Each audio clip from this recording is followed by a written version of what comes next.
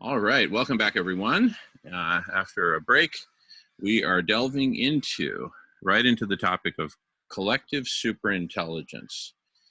And we're going to take this in two parts. We're going to first give a broad overview of collective superintelligence, and then we'll stop recording, and on a separate recording, we'll go deep into the solution engine, which is one of the hearts of collective superintelligence. But long before we get into that, we'll cover more about the conversational domain in the first part. So we'll do kind of broad overview and then conversational domain, which is really kind of the true heart, if you will, of collective superintelligence as we're conceiving of it now. And I laugh when I say that because it's collective superintelligence, the very definition of it, the very architecture of it, the very foundations of it are about to go through such a radical exponential evolution that whatever I say now is just going to look like, I don't know, Stone Age stuff relative to what we've got today, and relative to what we're going to have in like even a few months. So anyway, with all that as disclaimer, let's jump in. So first of all, I'm about to show a graph that kind of creates a context for collective superintelligence, which I'll tell as a story. And we'll be on this one main slide for quite a bit. Well, not quite a bit, a few minutes.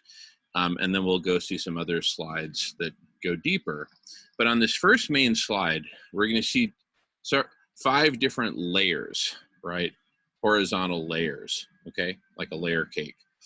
And the leftmost column has the name of each layer. And then to the right of that are examples of that category. So these are basically 5 big categories. At the bottom, we have our root causes of our problems. Then we have 2 layers of problems, chronic and acute. And then finally, mega solutions to solve these problems. And at the very top is that thing which generates the mega solutions. It's the goose that lays the golden eggs, is the very top layer. And that is nothing less than collective superintelligence. But I had to tell that story, and I'll tell it now visually, in order for that to really have its proper place. And again, I really encourage everyone to jump in while I'm sharing. Please don't wait for me to call on you because I can't see you when I'm screen sharing. So let's go over here and take a look at. Michael, can you see this PowerPoint slide with a goose laying a golden egg on top, upper left? Just a thumbs up if you can, because I can see you in the corner there. Yep, okay, great, thanks. All right, so these are the promised 5 layers, starting with root causes at the bottom, chronic world problems, acute world problems, mega solutions, and meta solution, which is collective superintelligence. So let me just tell the story. We got a whole bunch of problems, as we'll look at. What are the root causes? Well, you can look at our evolutionary history, totalitarian agriculture, monocrop agriculture, and animal agriculture, factory farming, etc.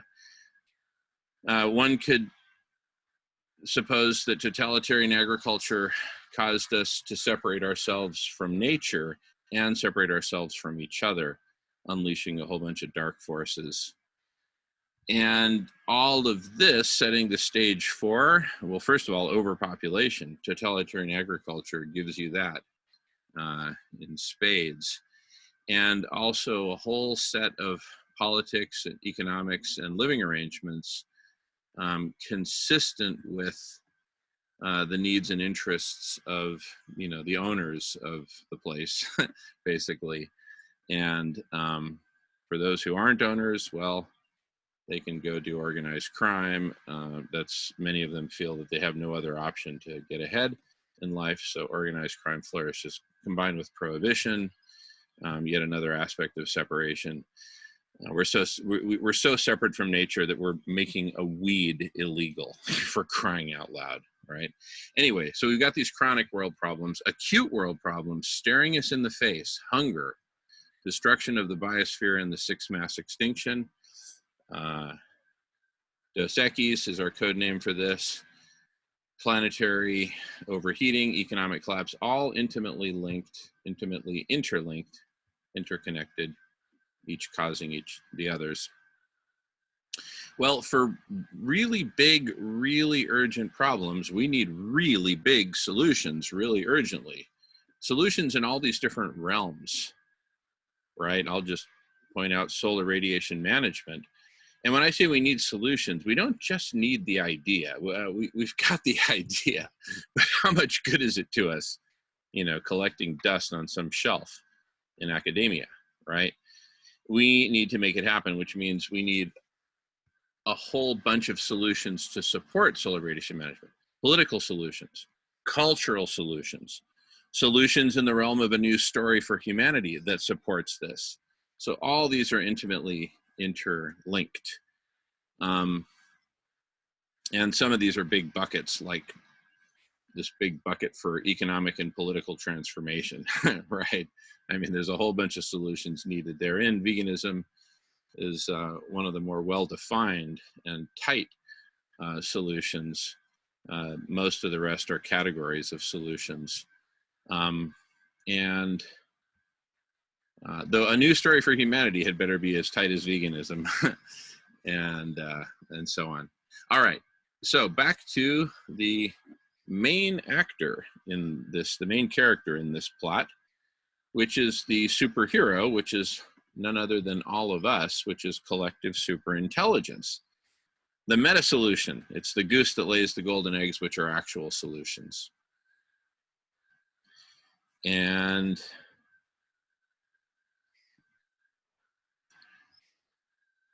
related topics that are very important for us to get into are the urgency and criticality of CSI.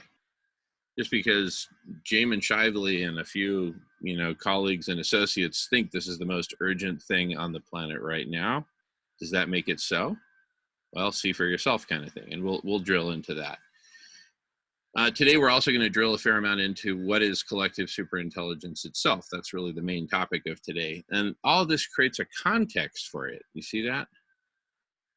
It's like, why do we need well, we need it because we need a whole bunch of really big solutions. Well, why do we need these big? Well, because we got a whole bunch of problems. Well, what are the roots of those problems? Well, let's talk about that too, right? So we need to master all these different levels simultaneously. And by the way, this does not pretend to be an exhaustive or complete map.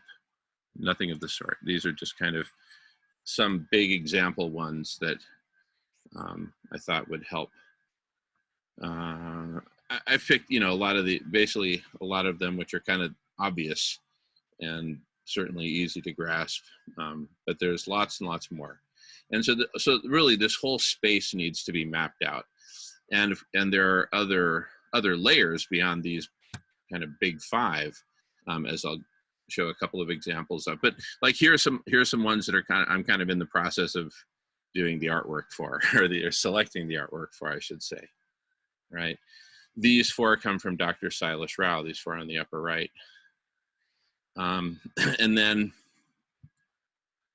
some new categories could be like goals and mission, right?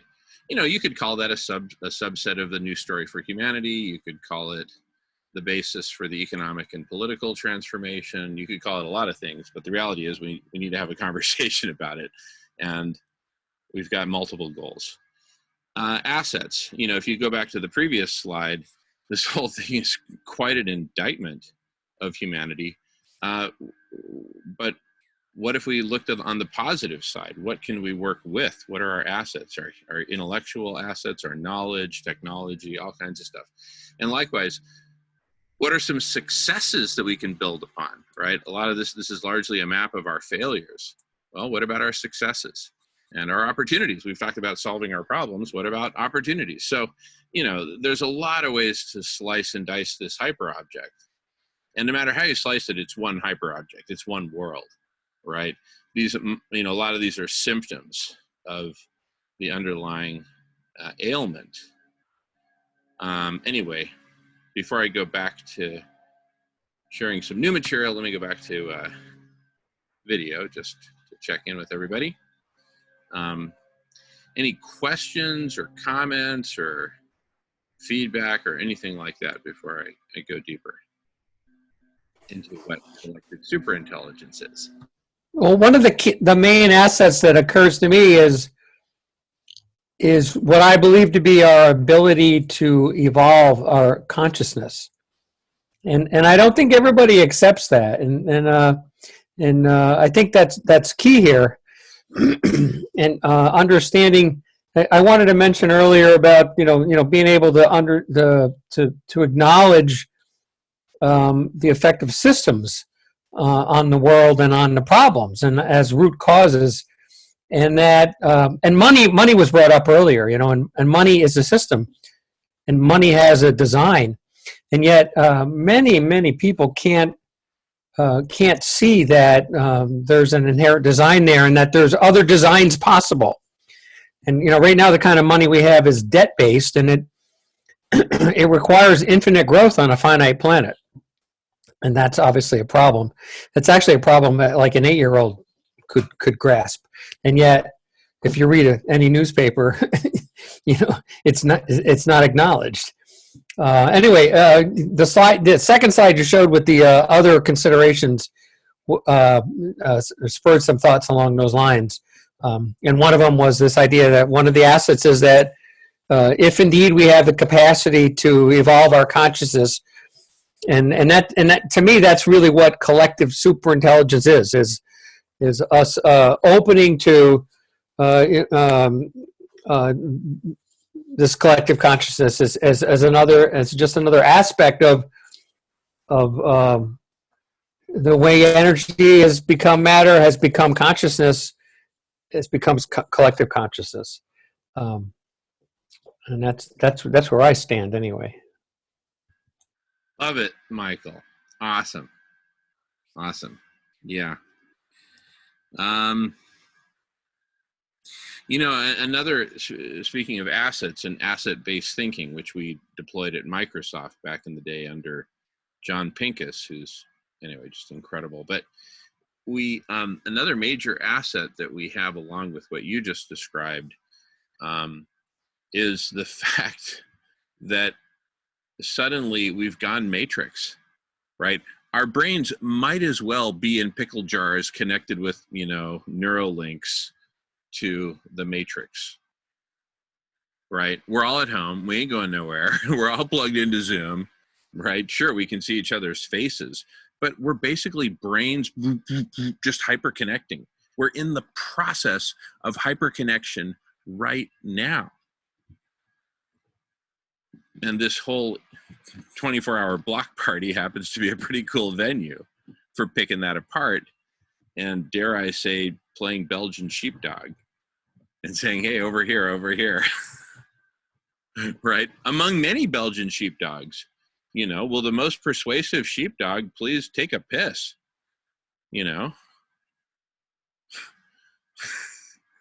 Let's get it on, right? What do you got? And really, the block party, the collective intelligence block party, seeks to be a venue for, getting it on, shall we say. Let's see. In terms of, bringing different forms and different facets and different perspectives on collective superintelligence to the table, and let's talk about it all. Sound fair? Welcome back, Kenny. Kenny, the creator. We were talking about the creator so much earlier that I guess you just chose to show up. So anyway. We also have Alex Jones in the Twitch stream saying hello. Alex Jones. Highly doubt it's the real Alex Jones.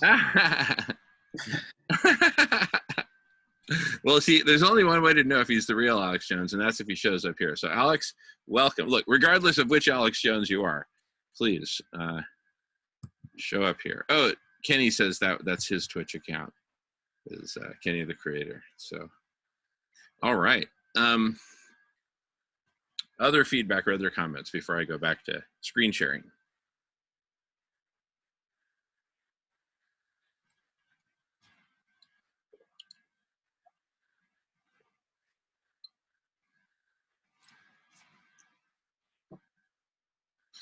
Alrighty, so now let's delve in a bit. I've had some funny stuff happen with screen sharing. So Nolan, if you could unmute and just let me know what you see when you see it. Do you see the slide with only a top row? Yeah. Okay, awesome, thanks. Okay, so what I'm now doing is just focusing in on collective superintelligence, or the top row, the meta solution, right? You know, I call it, well, I focus in on collective superintelligence, but really it's whatever will lay the golden eggs that we need right now, and we urgently need them. So that's the category, meta solution. I mean, collective superintelligence. I mean, look, if somebody busts out tomorrow with some insanely strong AI that's growing exponentially and can solve everything, okay, great. You know, I'll happily step aside. But until then, this is really what I think is immediately at hand, but not everyone's going to see it that way. In fact, if someone wants to say, well, is it impossible? You know, let's have that conversation. And let's have it here. This is really a mapping of topics. Each of these things on all these slides are topics, right? And we can have conversations on these topics. We can have conversations on mashups of these topics. Why not, right? I'd like to mash up the impossible topic with collective superintelligence itself and specific designs for it, which are not only possible, but they're like right at hand. And so anyway, but again, let's create the space for that conversation. Another point of view might be, well, it's possible, sure, but is it necessary? Right. Well, let's have that conversation. And specifically, I'd say, well, you know, if not CSI, what do you got? And then, you know, I'd like to make the case, as I really will over the course of today, that it's possible, necessary, and urgent. Anyway, that's all packed in. These are all subtopics of this top level urgency and criticality of CSI. Let's take a look at collective superintelligence itself. Well, first of all, three kind of related topics before I get right to the heart of it. Options for collective superintelligence, forms of collective superintelligence. There isn't just one form, there's lots. And in fact, CSI itself is really a hyperobject, which essentially includes all of the internet, plus whatever secret sauce we're cooking up, plus like a million other forms of secret sauce that people are cooking up all over the place. So it's like this boundless, ever-growing thing. Anyway, I'll just leave it at that for the moment, and then we'll go deeper into it. We at Radish have been coming up with a specific flavor of CSI. It's a little bit bitter to the taste. No, I'm just kidding. But it's called radical collective intelligence. And I'm just suggesting that whatever we've come up with is just a lower bound for what's possible. One of many lower bounds, really. So let's just keep raising the bar. And to that point, I think really the fastest path towards CSI right now is forming a federation of different communities that are either talking about collective intelligence or deploying it for one purpose or another, whether it's Rebel Wisdom, whether it's Extinction Rebellion, whether it's some, you know, meetup group online with a half dozen people in Cincinnati. Whatever the case, let's bring them all together. Let's federate. And let's form a planetary collective superintelligence. All right, so now let me get to the heart of it. So when I say it, this is just one formulation of CSI, but I show it for two reasons. One is that it kind of makes it real. It opens up the hood and it's, okay, well, what is this thing, right? And then number two, because I think some of the stuff we've come up with is pretty cool, and hopefully you do too. And most importantly, let's add your thoughts to whatever you see here that's interesting. And if there's something you see here that could be done better or could be replaced with something better, I'm all for it. So there's no attachment, no ego. Let's just do the right thing. So radical collective intelligence. Like I mentioned a bit earlier, it all starts with the conversational domain, and I really believe the battle will be won or lost in the conversational domain. And fortunately, this is the perhaps the easiest to understand because we're all experts at conversation. So we can imagine multiple conversations happening in parallel, millions of conversations happening in parallel, and making it super easy for people to find and jump into the conversations they really want to be in their wildest dreams. Of course, we need critical mass for there to be a big enough realm for people to find their wildest dreams. But anyway, we'll more on that later. And again, can't emphasize enough, please jump in, especially if something's not 100% clear. Or if you have an idea, anything, just jump in. Let's make it a conversation, okay?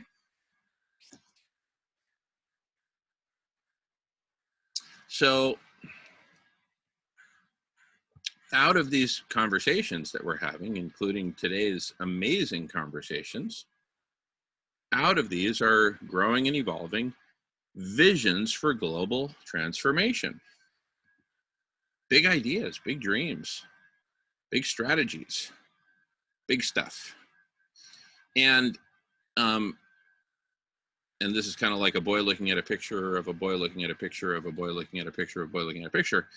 Here, taxonomies for global transformation are taxonomies which help illuminate, help map out. Stephen earlier was talking about mapping. How do we map all this out? Everything I'm showing you here is a map. It's a taxonomy, right? Or a collection of taxonomies. This is a taxonomy within a larger slide deck. Shane, what does taxonomy mean? Yeah. So a taxonomy, the term was first developed, the concept was first developed by Linnaeus, a Swede, a biologist, who was basically making precise what Darwin had come up with and mapping out sort of like this tree of life, right? So you have, major groupings like, I don't know, whatever, sponges, bacteria, complex life. Okay. Plants, animals, viruses, these major categories, right? And then within those you have, groups, and then phyla, and then families, and then superspecies, species, subspecies, you get the point. Anyway, that's where it came from. But as it turns out, that for me, I look at taxonomy with the broadest possible definition, which is simply a set of topics with relationships between them, right? You could, if you're in the automotive industry, you could take a full bill of materials explosion of a whole car. Well, that's a taxonomy. You got engine, body, chassis, frame, powertrain, braking system, et cetera, et cetera. So take apart the several dozen major systems. Each of those has subsystems. Each of those has assemblies. Each of those has subassemblies. Each of those has components. Each of those has parts, and so on and so on and so on. That's the whole bill of materials explosion. I've got a picture of that. I just need to pull it up. And that's a taxonomy, right? The 9 people here are a taxonomy. What are the relationships? Well, Jamin and Nolan work together. And, Stephanie and James are, father-daughter. And, right? Anyway, so any set of topics with any set of relationships is taxonomy, right? But here, as what I've been sharing on the screen, you can have, like just kind of going back a little bit. Wait a second. Are we in the circular thing with Radish at the top? I'm just going to trust that we are. Okay, thanks. Anyway, so like this is an example of a hierarchical taxonomy. This is a topic and these are subtopics, right? Likewise here, collective superintelligence is a big topic and these are subtopics, right? And then this is a taxonomy of Radish, except it's got a different form. It doesn't look like a pyramid, does it? It looks more like a circle. Well, what's this all about? Well, in this case, it's got like a sequential relationship. First, we do the conversation, we develop some big visions, then we map these all out as taxonomies. They're basically topic maps. That's what I should have said at the beginning. They're topic maps. Anyway, but I think the richer conversation was a good one. So these maps help us make precise, make specific what it is we're envisioning, right? It's easy to take bong hits and have big visions on a Saturday night, right? And some people even find it fun. I won't name names, but it's another thing to map it all out, right? And say, okay, we need all these different parts. And then as I'll show I'll get more specific in some details in a little bit, but from this mapping of this world that we want, there are actually systematic ways of first ideating, coming up with the ideas for solutions. That's like the left side of the solution engine, right? And then with no analogy to left brain, right brain, anything like that. It's just the left side. It's just the first part of the solution is coming up with the idea, with the right ideas for the right solutions. And then the next part is designing those solutions, right? Which actually parallels visions and taxonomies, right? Okay, get the big idea and then design it. Once it's designed, do we then build it and implement it? No, we first got to model it and reflect on what the model is telling us.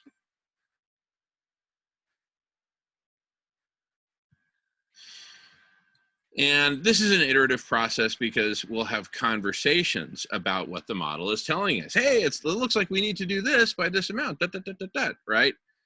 And, that's when Dr. Strangelove rolls up in his wheelchair and says, "Not so fast, gentlemen. Have you considered this?" Right? And anyway, deep reflection, conversations. We'll have, obviously conversations give birth to the visions. There'll be conversations about taxonomies like the one we're having right now. How cool is that, right? Conversations give birth to the solution ideas. Conversations will be at the heart of the design. Just imagine a swarm of conversations swarming over GitHub, or more specifically, a GitHub for solutions generally beyond the GitHub for software. GitHub is the biggest open source platform for software in the world, very successful. And it was the brainchild of Linus Torvalds, right? Father of Linux. Anyway, so after ideating and designing solutions, we model, reflect on what the model is telling us, iterate. And then with modeling, we don't just model individual solutions, though that is very valuable. But in the end, we're going to up our game and holistically model an entire set of solutions. SRM solutions, political solutions, solutions for economic transformation, right? Dietary solutions, food distribution solutions, right?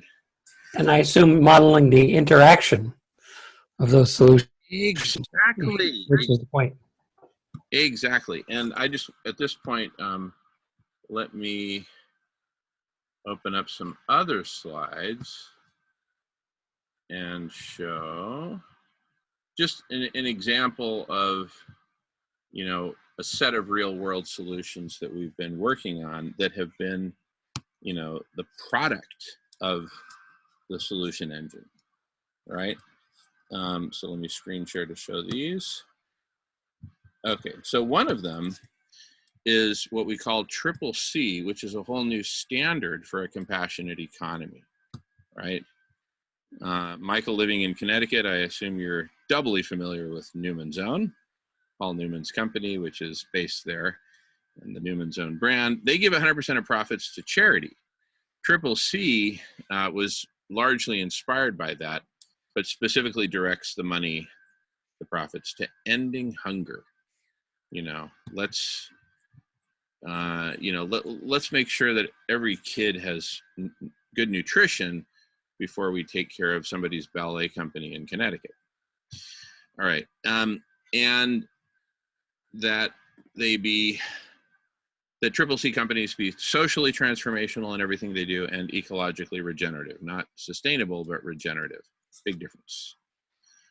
And then, so in terms of all profits going to eradicate hunger, and by the way, this is something we've trademarked and spec'd out, and anyway, it's an ongoing evolution, but it's basically the certified organic of economies. Where does that money go? To, for example, community cafes, another solution, right? So if Triple C is a solution in the realm of economic transformation, community cafes are a solution in the realm of both ending hunger and veganism and building community and eradicating the Dos Equis virus, right? How? By delivering food to people so that they can stay home, and a whole bunch of other good things. Combine these two ideas. Remember I talked about combining topics? Well, let's combine those two big ideas to birth a third, which is a whole virtuous cycle, a whole strategy, a whole game called the Hungerless Games, right? Where Triple C companies fund the end of hunger, and that becomes a huge story, a massive feel-good story. Can you imagine opening up the newspaper and on the front headline is hunger eradicated in Haiti? No more hunger in Haiti. No more malnutrition. Everyone gets to eat good, nutritious food. 3 meals a day. Oh, what happened to Haiti? Oh, they ended hunger there, and now it's a whole new world. That, and then they'll say, well, who the heck did that? Who can I thank? Well, just next time you go shopping, just buy Triple C, right? Which begs the question, well, who would start a Triple C company? Ladies and gentlemen, meet my brother, Mr. Takuya Sato, head of Sato Hemp of Japan. The Sato family has the longest legacy of hemp in the world, going back like a dozen generations, deep into the Edo period. And so the current bearer of the brand, my brother Takuya Sato, who I've spent like months with, he is literally the hemperor of Japan. So anyway, these are all examples, and that was a solution to the problem. Who should the first Triple C company be? Better to be first than it is to be better. Law number 1 of the 22 Immutable Laws of Marketing, written again by 2 folks in Connecticut, Rise and Trout. Anyway, insanely good book on marketing. So these are all solutions, which came from the solution engine of previous iterations of collective intelligence, radical collective intelligence. Anyway, so, but before I get back to the story, let me just take a deep breath, give it a pause, and see what questions or comments or feedback or anything else.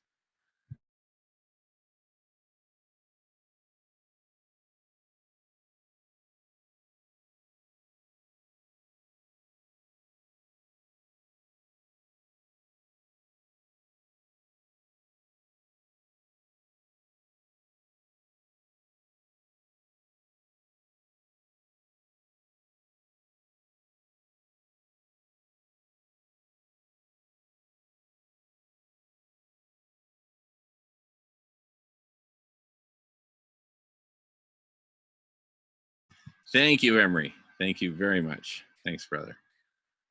Well, we're all amazing together, is the thing. That's collective superintelligence. It's just all of us together. So before I dive deep into the solution engine, let me talk just a little bit about the conversational domain. I know we've talked about it a lot in previous block parties. By the way, This is the 10th block party consecutive. This is number 10. Woo, woo, woo, woo. Super cool. We're almost halfway through the 10th block party. And we don't miss a Friday, Saturday. We do not miss. No. And we don't quit early. We might get tired. We might get cranky. We might even smoke, but we don't quit.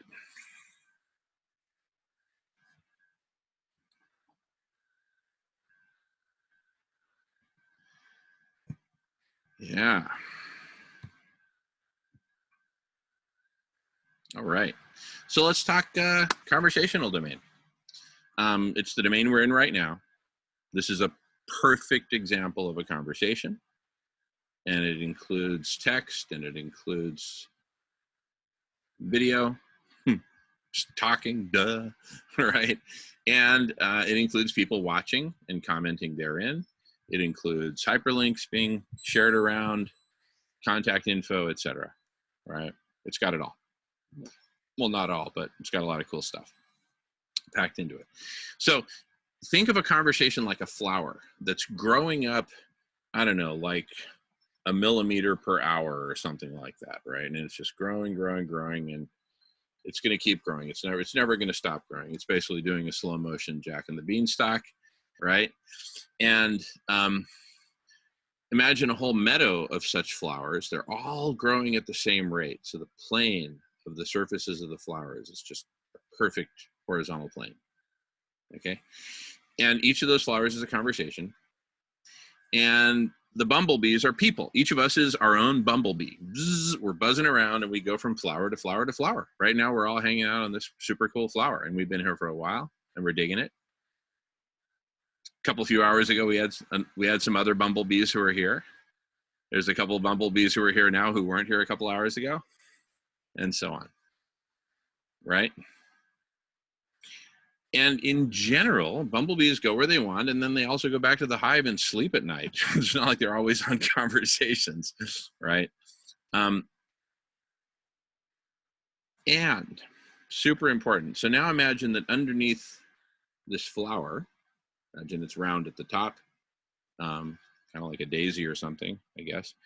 And it's, imagine that underneath it, kind of like printed on super fine, super lightweight rice paper, is a detailed transcript of that conversation. Who said what, at what time, in exactly the right sequence, all perfectly corrected and edited and all that, right, with the best AI, and fully digitized, right? So from the birth of that flower, there's just this strip of paper, basically, that's exactly the height of the flower at any given moment, and it's just the full transcript of everything that was said from the beginning of that conversation at t=0, right? And that's fully digitized, fully indexed by the likes of Google and others, and therefore made searchable for free.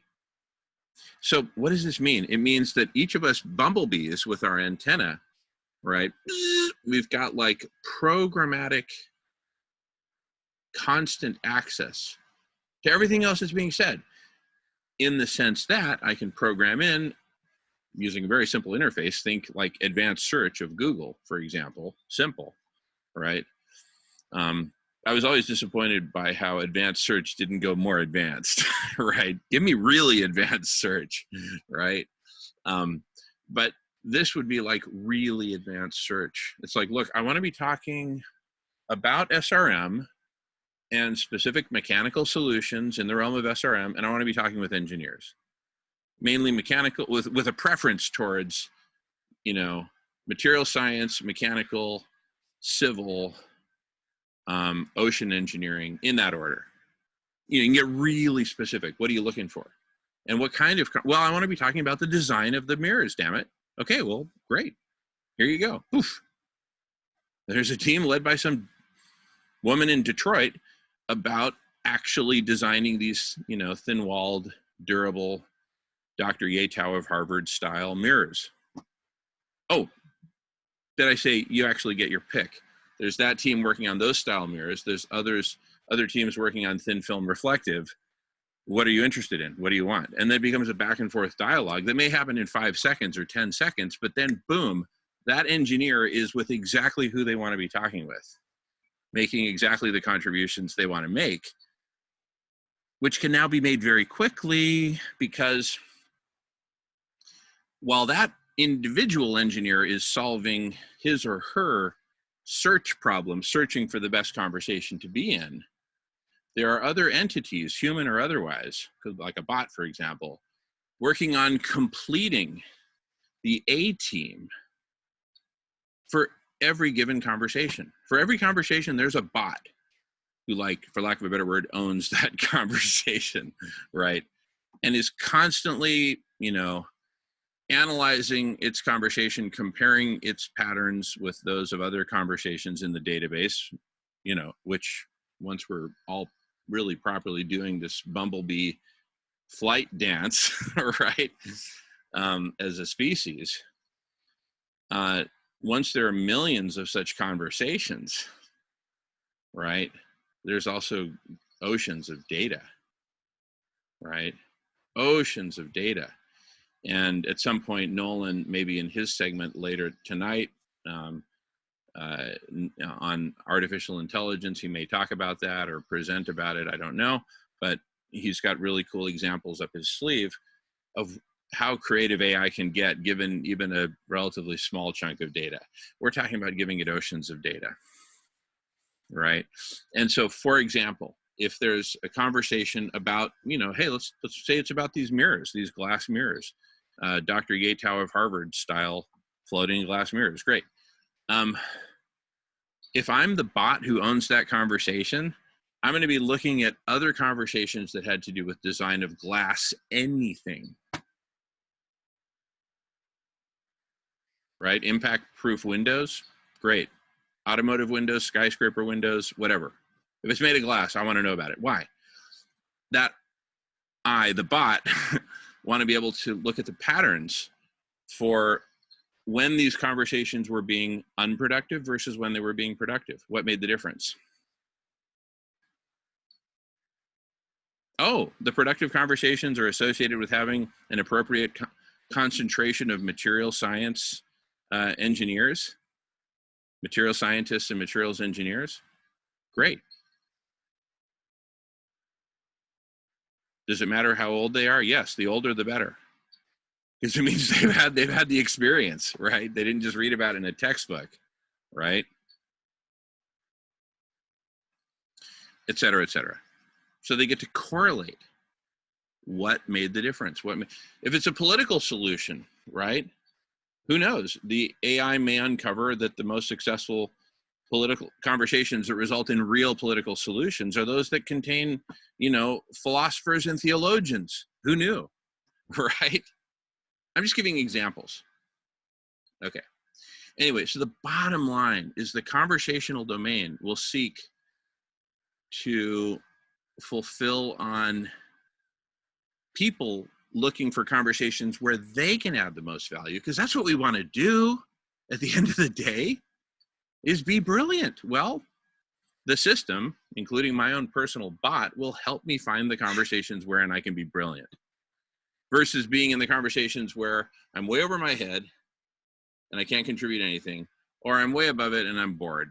No, put me in the Goldilocks zone where I'm working for it and really, like, wow, doing some of my best creative work, which happens to be that which these conversations need anyway. They need for all of us to be brilliant, and they need the right combination of people willing to be brilliant together to solve whatever it is they're seeking to solve. Anyway, I kind of feel like I'm talking a bit much, so I'm going to go on mute.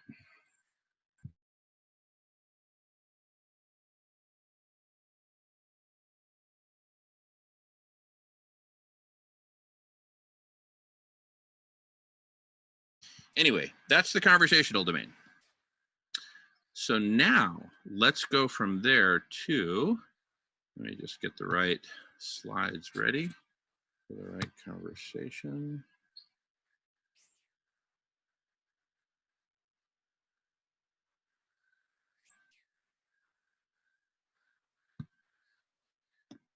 Okay. All right, so let me first share this one slide deck.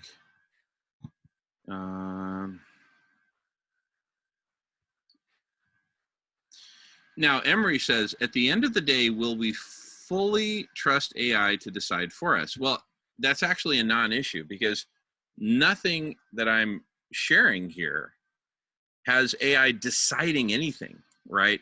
The AI can suggest, like if I do a Google search, there's no AI that's deciding that Jamin will read this and Jamin must come to this conclusion. They just give me results. I just do what I want with those results, right? So the AI is not deciding anything. They're just giving us good suggestions. And we get to give it feedback. And in fact, we can try on different flavors of AI, right? And we can configure the AI. The AI works for us, not the other way around. And we use it for very specific bounded things like finding the conversations where we can be the most productive. Or if I'm a conversation bot, finding the people that can make this conversation the most successful. And by optimizing for all of this simultaneously and learning, constantly learning and getting feedback and, you know, the participants in a conversation scoring how productive that conversation was and giving specific feedback as to why it wasn't productive if it wasn't. Because there was an A-type there who was hogging the microphone, for example, right? Well, that reputation will follow you around. So when the bots get smart enough and the AI gets smart enough to know that A-types screw up conversations more than they help them, even if they're smart, they'll filter those folks out.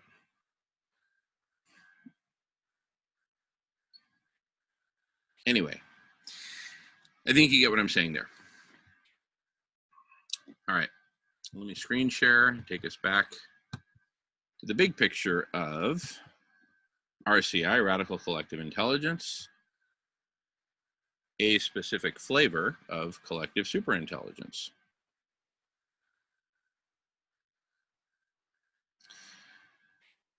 And now we're going to drill in here into taxonomies for global transformation. We'll look at a specific taxonomy. And then we'll hop over to here to Solution Engine. Okay.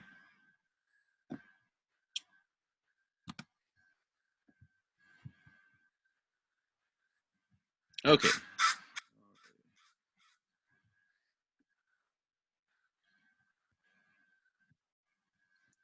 Okay, let me pull up the next slide deck. All right, so taxonomy.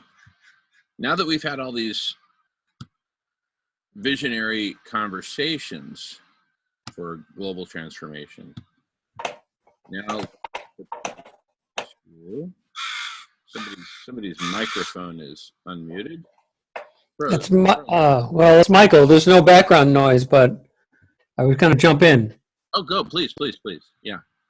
Because I felt like you jumped from the conversational realm to the taxonomy realm, and I've in the last couple of times I've participated in these conversations, what keeps coming up for me is the importance of nurturing our capacity to imagine what can be. And it feels like you skipped that step, and so I'm interrupting you to reorient back. And I just wrote a note too, and in my own thinking, you know, that which holds back our imagination is our lack of willingness to surface unconscious beliefs and to understand and analyze, you know, for example, the characteristics of systems or bigger patterns that are that often get, for example, the greed of human nature is often blamed for many of the problems we have, when actually we have systems that are based on greed as a primary energetic motive.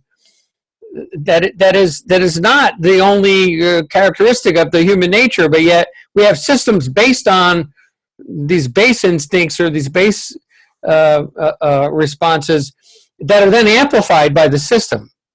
And so the ability to grow our consciousness is to be able to recognize when systems are amplifying our worst nature, and that allows us then to realize that we could design systems that amplify our better characteristics, and so that's all tied into the point I wanted to make, and just ask you not quite to jump to taxonomy, and just give me a few minutes on how we nurture imagination and what can be, and what can be beyond the colonization of our mind, beyond the paradigms that we're so conditioned into, because that's really the challenge, is to see beyond what we think is possible. And imagine that into existence. And then I think, and where I lose you, and it's just my own lack, but everything else that moves beyond that point of imagination, where you talk about the solution engine and then mapping it and coming up with an optimal set. I think all of that can be emergent. And that if we don't get the imagination part right, then none of that happens, and none of that emerges as it needs to. So, and that's just my gut instinct that I just want to interject into the conversation. No, I love it. And Michael, since you've gone there, let's go there and really make it real, right? And let's talk about the world that we want. If even for a few minutes, but let's go there, right? And I'm glad I showed the slides that I showed about Triple C and the Community Cafe, the Hungerless Games, because that's part of the world I want. I mean, can you imagine a world where that becomes such a wonderful story, that country after country, we're eradicating hunger. We're setting up permanent community cafe operations. We're getting rid of animal agriculture, replacing it with wildlife, basically, because the soybeans and the corn that we used to grow for animals, guess what? We get to eat them. Soybean gets to go to tofu instead of pig feed, because they're miserable pigs, just miserable sentient beings. Ugh. Anyway, the crows agree with me. They're saying, let's keep it real, keep it veg.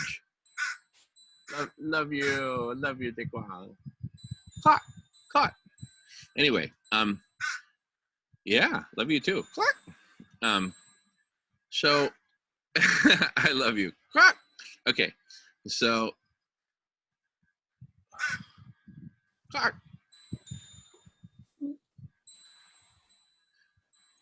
Thank you for talking to the crows. I love it. I love talking to the crows. Nolan has spent months of his life here. He knows. I talk with the crows. Love you, Daquan. You're gonna turn me into. I'm gonna start feeding the crows, I think, because I love it. My goodness, it's life changing. It's life changing. Well, I think it's connecting. It's an important step in. Somebody brought it up earlier. I read the book, Re-Enchanting the World. It's important in the process to re-enchant the world. Kenny asked if I believe in Bigfoot. Well, we actually have a Bigfoot down here, down the hillside. We also feed him. He's got quite a bit more of an appetite. But anyway, this is part of Bigfoot habitat here. So, yep, we got Bigfoot. Maybe I'll get him to come on at some point. So, but really, a world without hunger. So here's where this becomes such a beautiful thing. If this story becomes such a wonderful story, and it's like, yeah, we're halfway there to ending world hunger by Triple C. People are going to, and talk about emergent, there will emerge an Amazon of Triple C. Amazon, right? Triple C, Amazon. Anyway, and everyone will be buying Triple C. Remember in the 70s, that song, everybody was a kung fu fighting. Well, there's going to be a new song called Everyone Was a Triple C Shopping. Because it's like shopping you can feel good about. It's ecologically regenerative. socially transformational, and we're ending hunger. You know, when you can buy Sato hemp jeans, why would you ever buy Levi's again?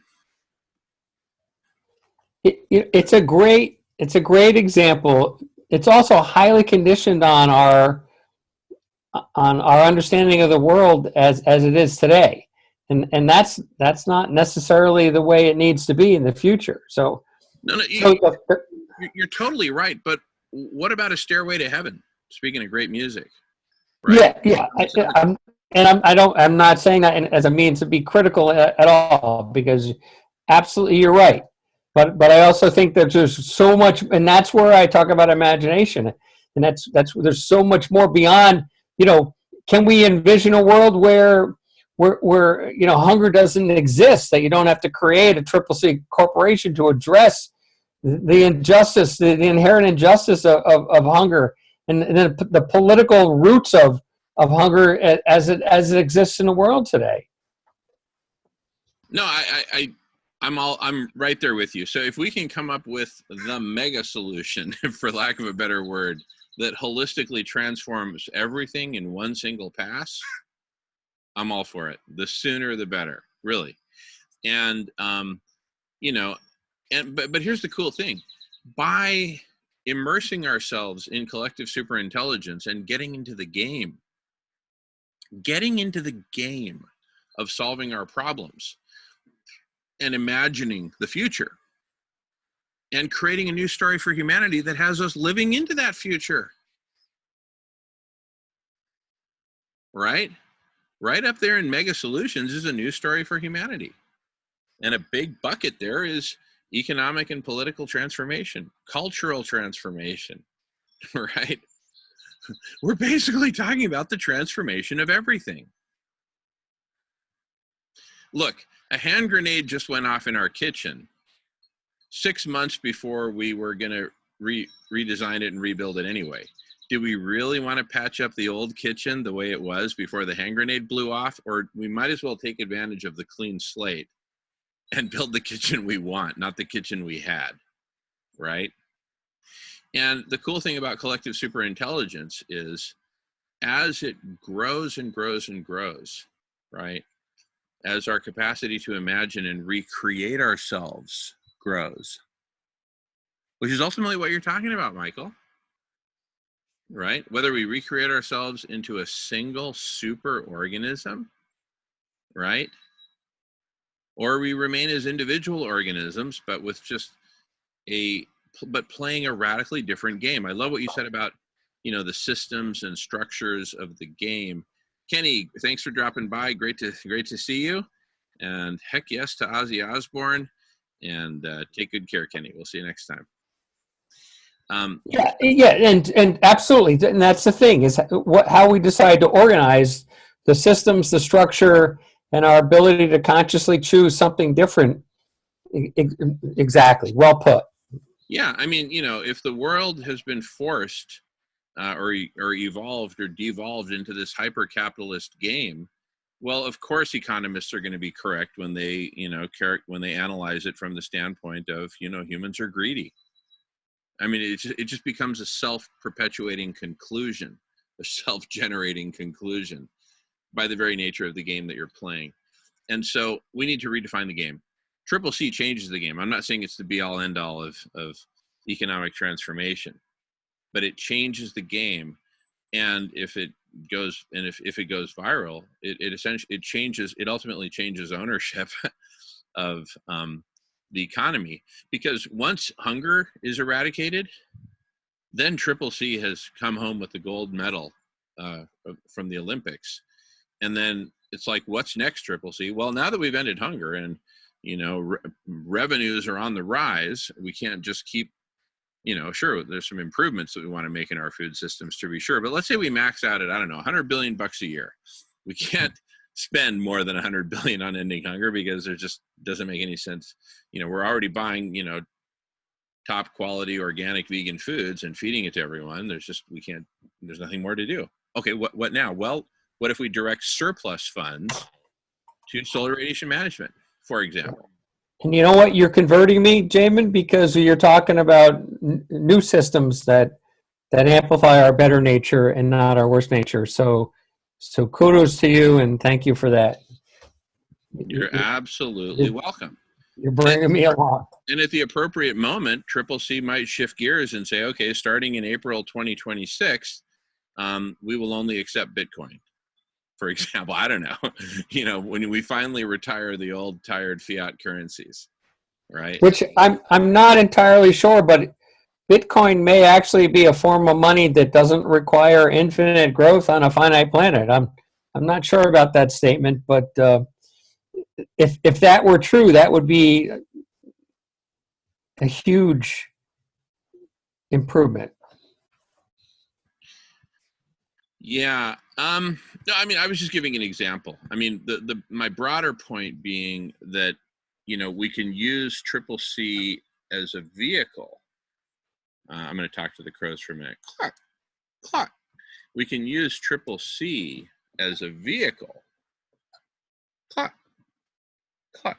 We can use Triple C as a vehicle for all kinds of other transformations, including a transformation, a spiritual, going all the way to the spiritual transformation that Noam Chomsky has been dreaming of for decades, right? Because when you buy Triple C, right, you're doing something good, and it feels good that you're doing something good, and you get to learn about all the good that you're doing, and you get to, watch videos and participate in video conferences with kids who are no longer starving because you're buying Triple C, right? I mean, it changes us. And so, a lot of this is just good old fashioned Buckminster Fuller blocking and tackling. Don't try to change people. Give them a tool that will change them. Let the can opener change them.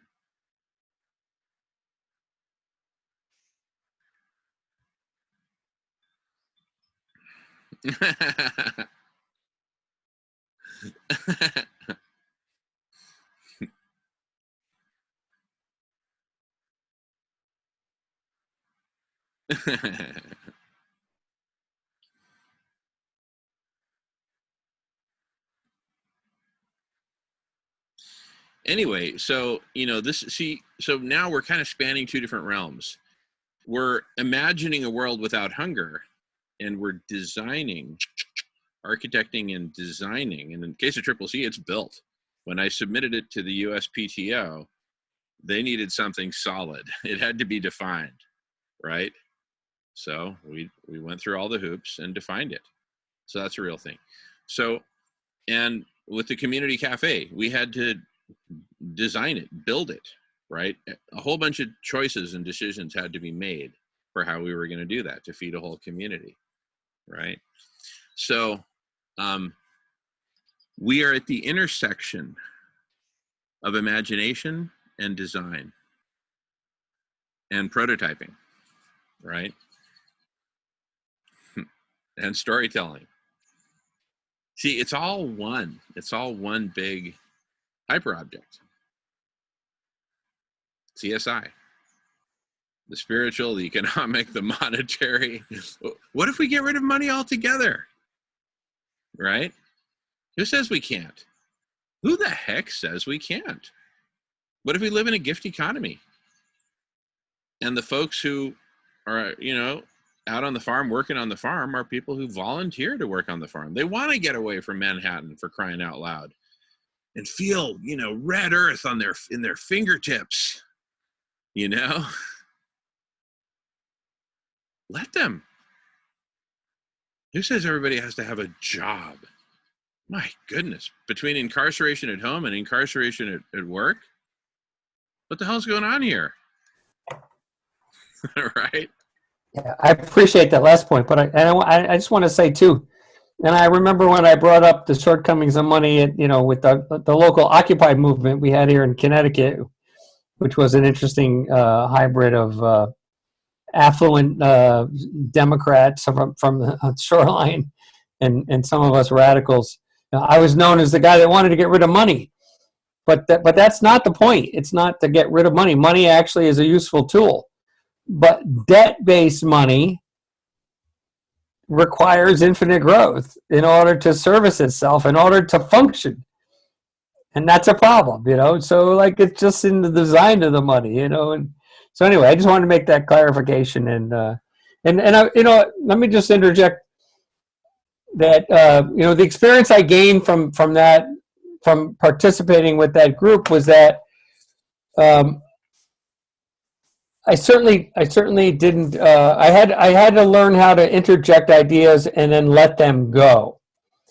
And I think this is part of the collective intelligence, is to for us to learn how to love ourselves enough to offer ideas into the realm, into the collective realm, but also to do it without being attached to them, and to not prevail, because there's many other ideas and perspectives, and the idea of prevailing is an old idea, and it's a colonization idea.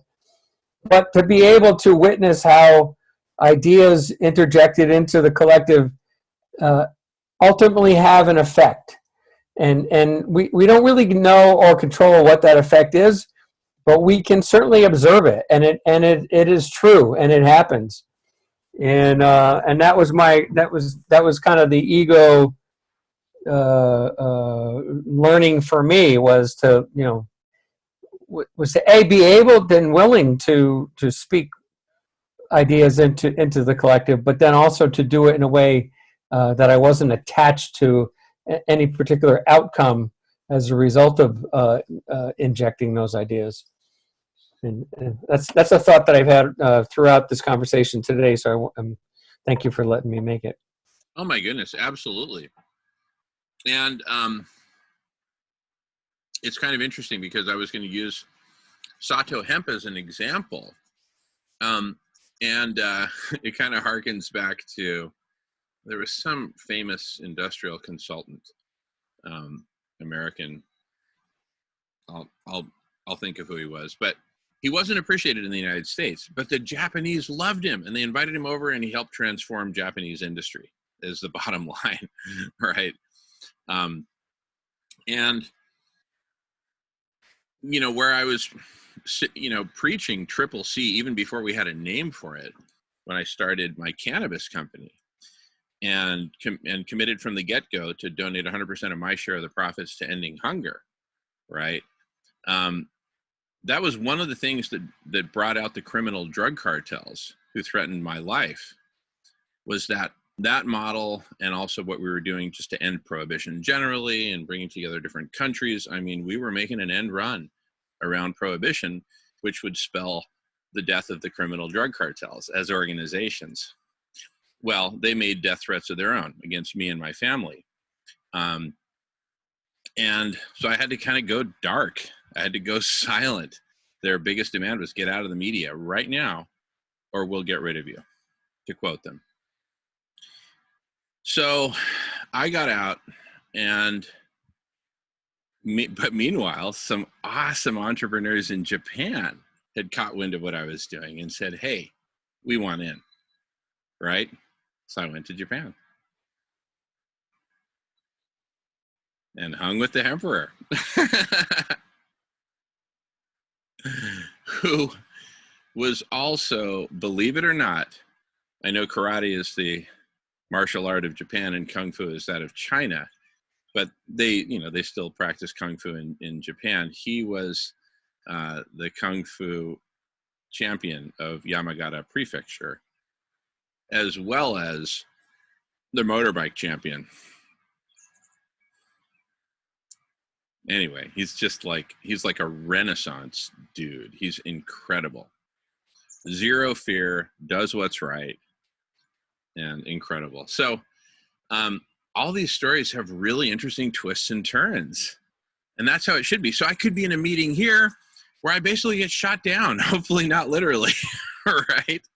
As in the case of organized crime, they shoot with bullets, not ideas.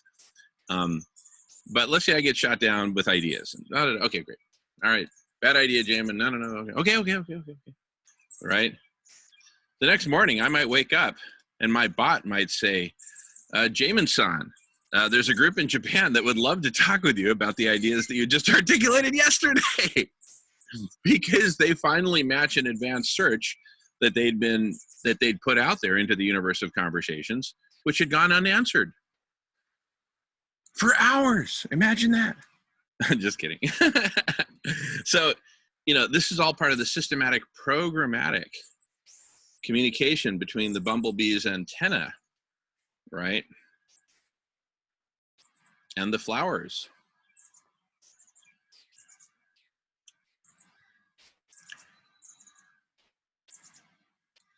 And the other bumblebees. I mean, this isn't rocket science, right? We've been doing insane information technology for decades now. We've got essentially infinite computing capacity, infinite storage, infinite bandwidth, infinite everything. Let's put it to use. Let's take this baby out on the highway at midnight, see what she can do, right? This isn't rocket science. This really doesn't go much farther and deeper than good database design. And as soon as I say that, I laugh, because if you look, I got to show this specific sequence of slides. This really tells a story, not the whole story, but a story. Here's how to think about the platform for collective superintelligence.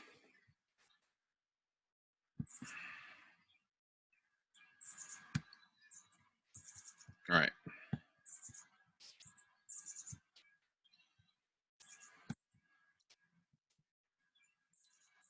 The evolution of collective superintelligence, just consider that it is a coevolution between two things. One, the platform for collective superintelligence, all the software, everything, the whole platform, including the culture, including the rules. This is the rules of the game are part of the game. People come along, and by interacting with each other and with the platform, an actual collective intelligence grows on top of the platform. And the more people who join, because of network effects, the more the collective intelligence grows, and it grows and grows and grows, and it doesn't stop growing. But at some point, its growth is constrained by the platform, right? Well, long before we hit that point, hopefully the collective intelligence would have set about solving some really important problems, including the problem of, drumroll, how do we design and build the next generation of the platform for collective intelligence,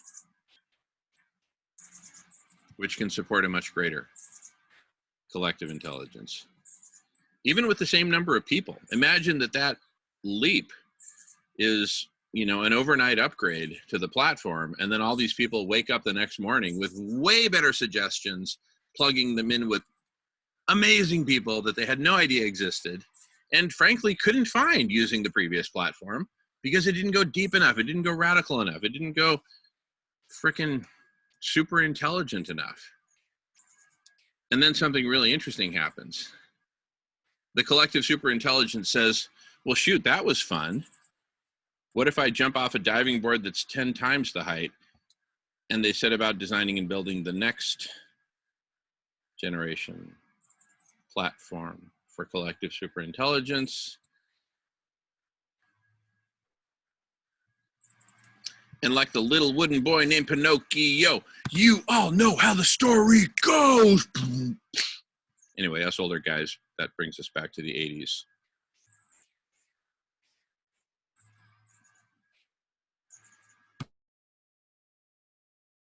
So the bottom line is, look, we're playing with like nuclear scale power here. I mean, we're going to have a mushroom cloud of collective superintelligence before we know it.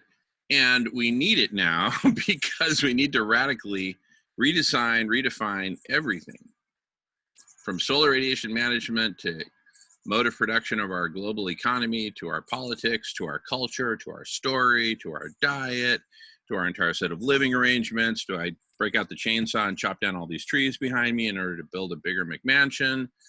Or do I peace out and join a commune? We got to figure all this stuff out. Right, Michael?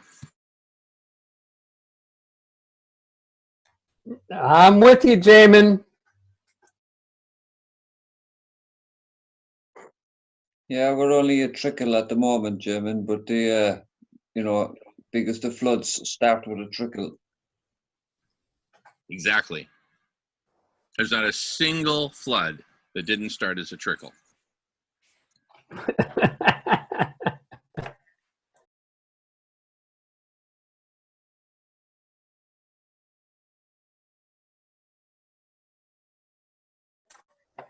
Well, I got a little distracted because Nolan was outside and the weather looks beautiful there. It's actually been kind of shitty here in Connecticut for the whole month of April. Looking forward to some better weather. I'm wishing it on you. I'll keep pushing it that way. Thank you.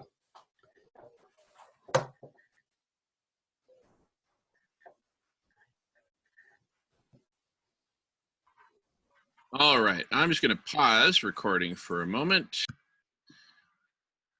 All right, back recording after a pause. We're talking about different groups to include in the Federation. I made the point that all groups should be included, and Michael brought up Arctic News, Sam Karana. I'm totally down with that. And let's invite them all to come participate in the block party and the Solution Club and offer to them collective superintelligence. Let's supercharge your efforts with collective superintelligence. We're working with John Raymer and myriad other wonderful folks on forming a planetary federation of collective intelligence communities such as yours, such as our own. And we'd love to invite you to participate with us, experience and learn about collective superintelligence as we're thinking about it. We'd love to hear how you're thinking about it. Right? Enough about me. What do you think about me? Just kidding.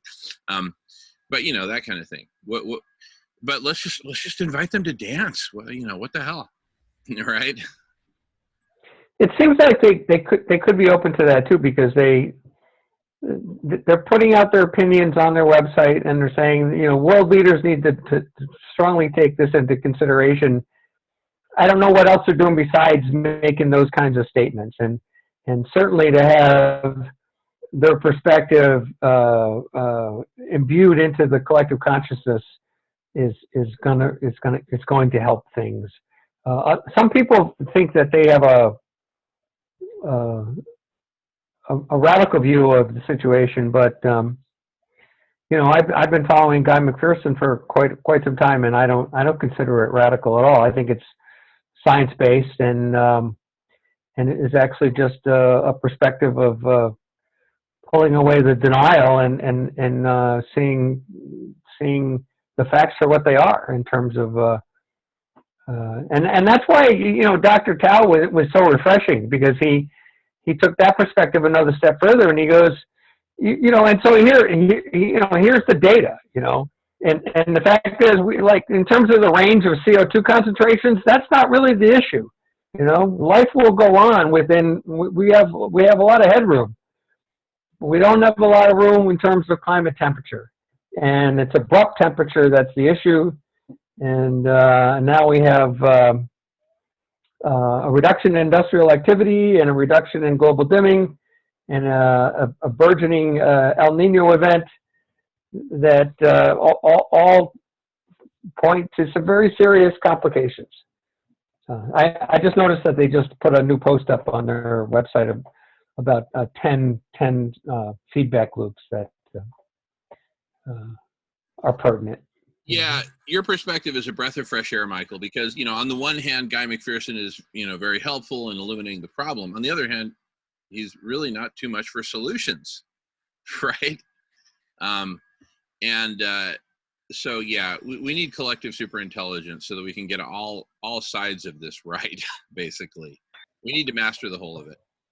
You know, I did want to interject this, and I don't know why, not to be a blanket, but I think, to me, it's important to recognize, and I think it's in terms of urgency, is to acknowledge the fact that no matter how wildly successful you are in creating collective superintelligence, to get that right, it may not work.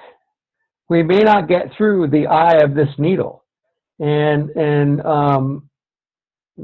that's to me, an obvious truth and something that we ought to all internalize, that it may not work. And that doesn't mean we don't try, and doesn't mean we don't do the best we can. And in fact, by hitting that bottom, by acknowledging the depth of the problem, we may actually mobilize in a way that we wouldn't otherwise mobilize. So, and it really is. And, Denise brought up the idea of the parallel of human wellness and health with, our collective health. And I really think that's an appropriate analogy, in that we have to hit a bottom. And hopefully this is it with this virus and with the implications for near-term extinction. I don't know if it really is, but it's only a bottom that's going to really create the kind of deep change that we need. Yeah, I agree. I'm actually more optimistic now post Dos Equis virus than before, because now the matrix is forming, and it's forming really quickly. And the people who are jumping into these public conversations and building the matrix are generally the ones with the least to hide, and who are very generous with their ideas, right? And it's,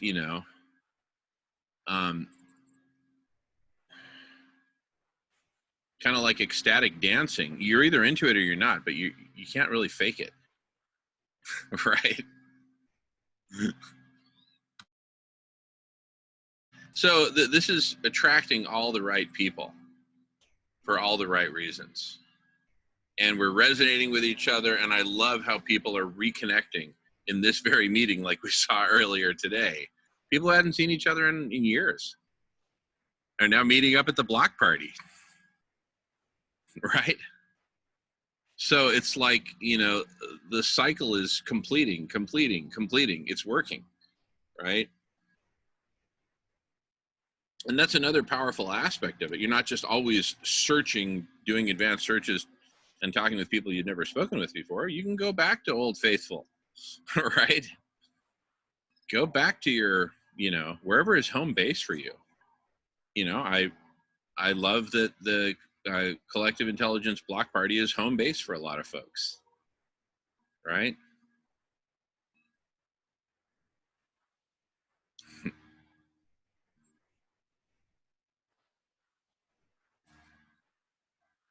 So anyway, there's social network parts of it, there's AI parts of it, there's a lot of parts of it. And I totally agree with you, Michael. There's no guarantee that we're going to succeed. It was the best of times, it was the worst of times. We got a lot of stuff going against us and a lot of stuff going for us. So, it'll be what it'll be, and we're going to do everything we can do. Yeah, but part of it is definitely reaching out now. We need to start reaching out now. All right, definitely. Like as you said, no to the Arctic or Ice Crowd. To anyone that's putting up videos or anything like that is already like-minded. We just need to get the minds together. So we need to start reaching out and calling out to these people and inviting them here, like get them to at least see what it's like. You know what I mean? Have some form of an invitation or some form of something, I don't know. But well, you have your invitation to the block party on the Radish. I know that, like, but I mean, like, yeah, maybe individually, as you said, like, if we all take it upon ourselves to start looking at, we all look at different videos on YouTube and different people who are like-minded. So let's reach out to them ourselves, like. So I'm going to do my share on it. I love it. And I'm going to also suggest that we form a bit of collective intelligence, that we apply collective intelligence to this very opportunity, right, of outreach. So both in terms of who we reach out to and in terms of how we reach out to them. So, for example,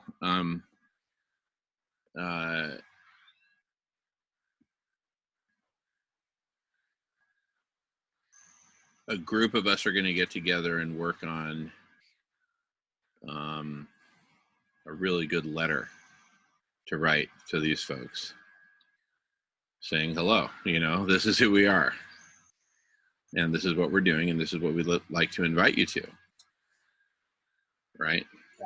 Exactly. That's what you need, some kind of an introduction letter to each, that will do for facilitate all of them really. Yeah, exactly. Because our story is our story is our story. It's not like we have one story for one audience and another for another. Now, having said that, what occurs to me is it would probably make sense to write 2 or 3 versions of the letter. One that's more tailored toward traditional organizations, another one that's more tailored towards individuals. But when we basically say, hey, this is who we are, this is what we're doing, and this is what we're inviting you to, it's pretty much the same, right? And of course, we can tweak it a little bit when we send it to, Arctic News, Blogspot. We say, hey, really appreciate the work that you're doing. It's so vital. My goodness, thank you so much. And, we know Sam Carana has connected with Jamin Shively, and, we'd love to reach out and share with you what we're up to and invite you to a conversation and da-da-da-da, and, et cetera, right? And, we have a vision of collective superintelligence helping to supercharge all these efforts, right? So you've got a message, governments of the world, you need to listen to this. How do we translate that to the governments of the world actually taking the remedial actions which need to be taken to cool the planet and refreeze the Arctic, right? That's where collective superintelligence comes in, right? In a way, they've kind of taken it as far as Guy McPherson has taken it with, hey, we got a big problem here.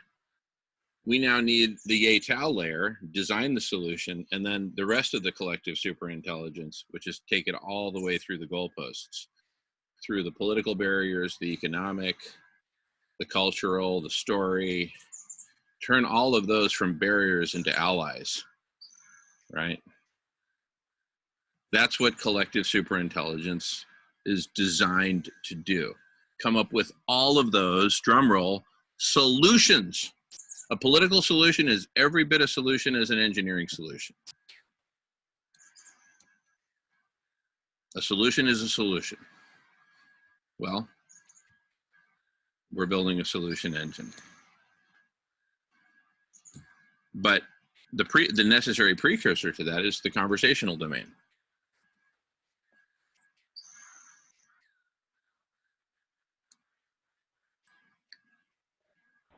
And the imaginative layer. Thank you. Yeah, the imaginative layer. We keep skipping over it. We're going this way or that way. Yeah. No, totally. No, you're absolutely right. So necessary precursors to the solution engine are the conversational domain and the imaginative layer. Yeah. And that largely, but not entirely, consists of ongoing conversations. Imagining,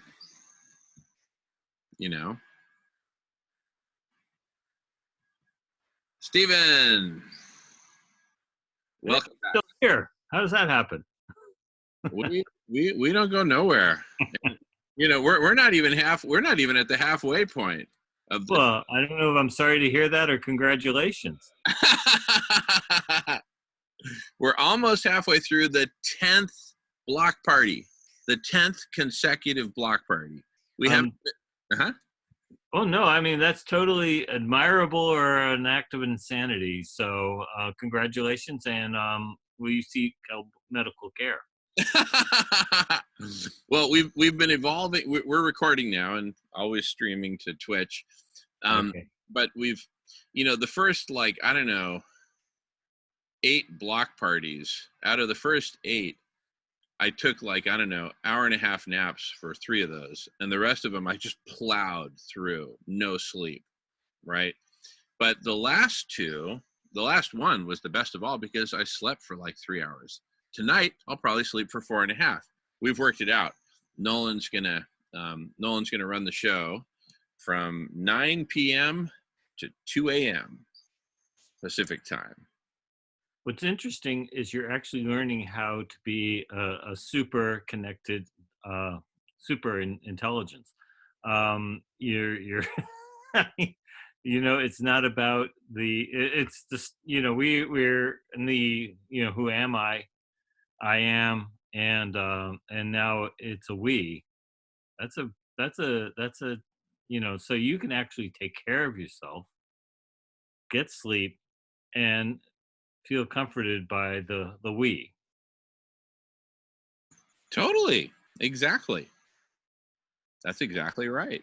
What? And you mean acknowledge that it's not something that just happens, but there's a learning curve, and that we can get better at it. And that's what a great thought. Totally. As I'm a manager, I manage startups, and I've managed teams and technology groups, and so in my time of managing, I've done certain experimentation, which I do love experimentation, and unfortunately to others that do not know I'm doing that. I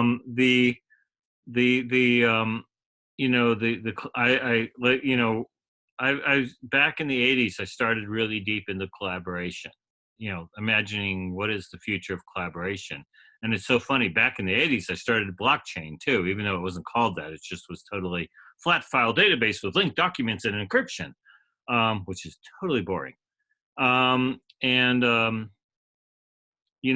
did co-managing, where I brought up somebody I felt was somebody who I could really sync with and be a co-manager with. I also being male, I picked an opposite, a female, and it was I've done it 3 times in my careers, and each time it's been amazing. And there are some things that have been consistent in the behavioral outcomes, and and then as later stage from those experiences in my management, I really try to put in place the skill set of transition. So literally, like with I have team members, like when they go on vacation, I will put on their the performance review, that they are not to get a phone call or respond to an email. That if they have to, that is a ding. So before they go on vacation or go into class, because it's about doing one thing well, including taking care of yourself in a vacation, or learning in a class. It's how well, and we would do. I'd have them submit a transition plan. The group, meaning more of the management group, would review their transmit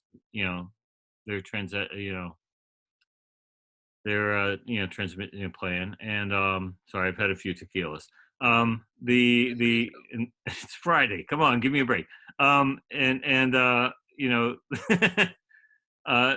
So we'd review it, and then when they're ready to go on their vacation, their alternates were set up, they're enabled with all the systems to do approvals and everything like that.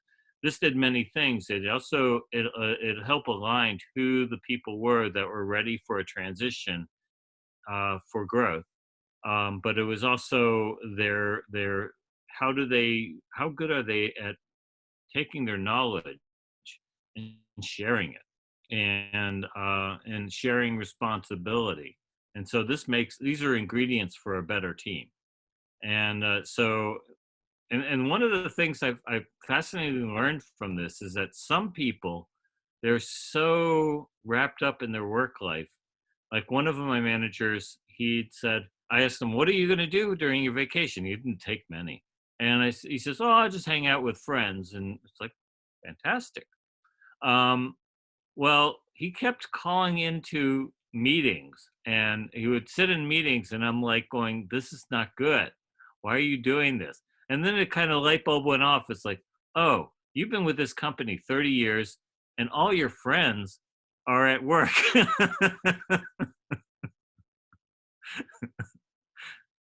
So it's complicated, but that's where it is.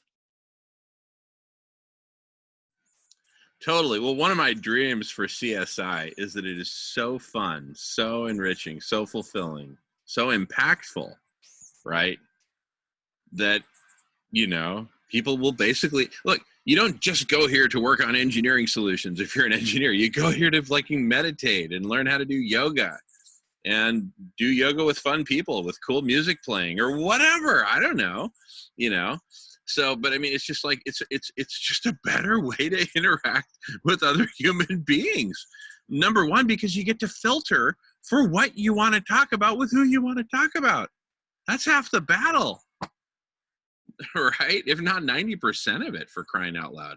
Woody Allen said 90% of success is showing up. Well, that includes showing up to the right meetings.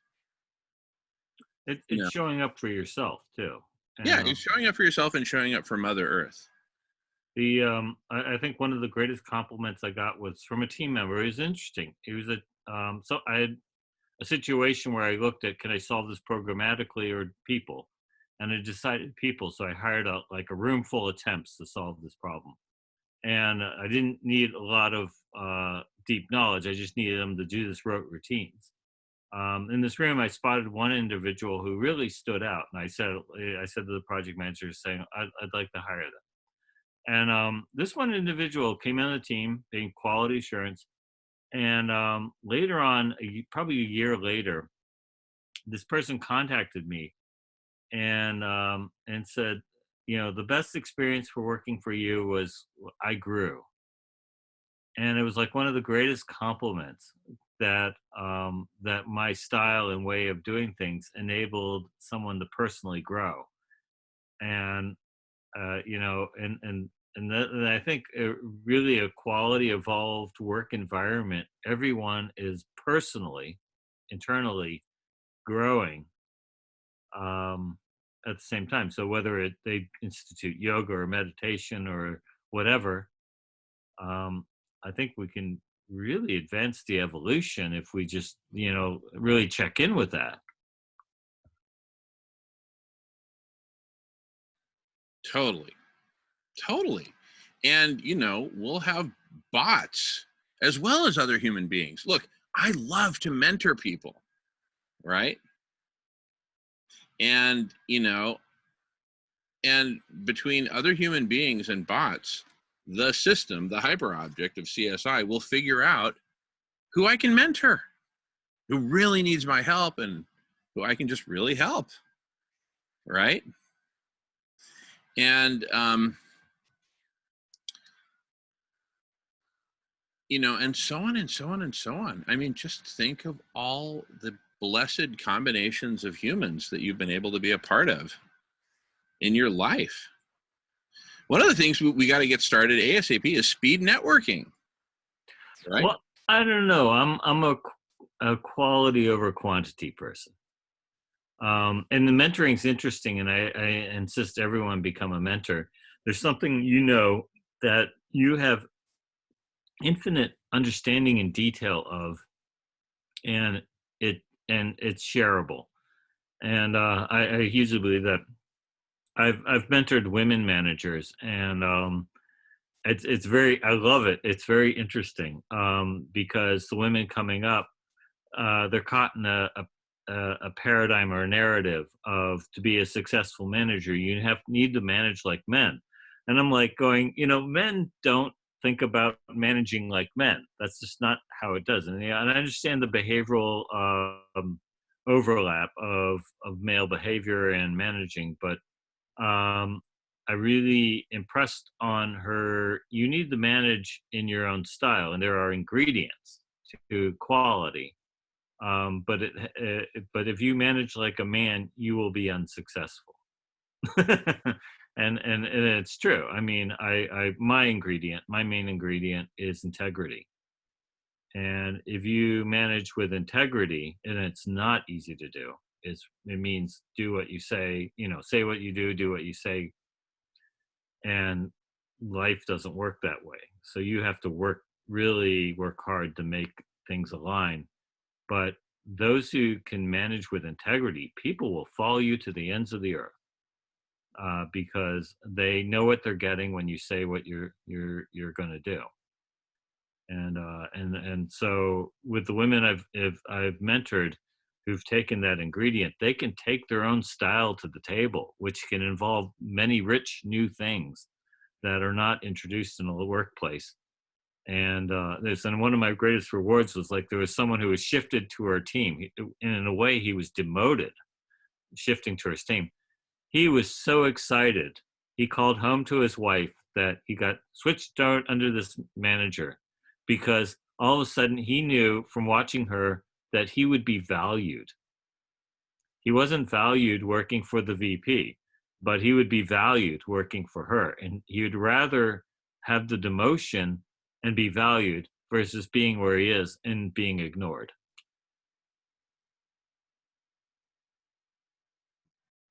Totally.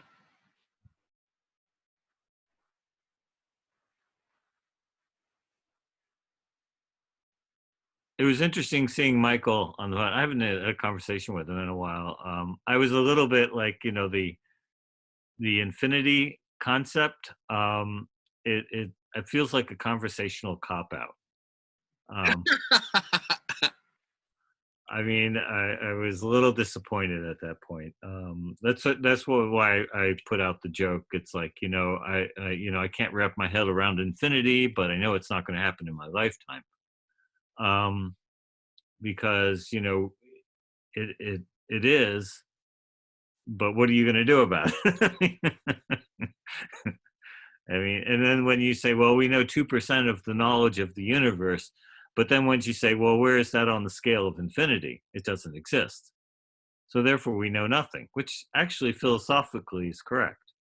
But it doesn't really praise us for the gains we've really accomplished as a entity.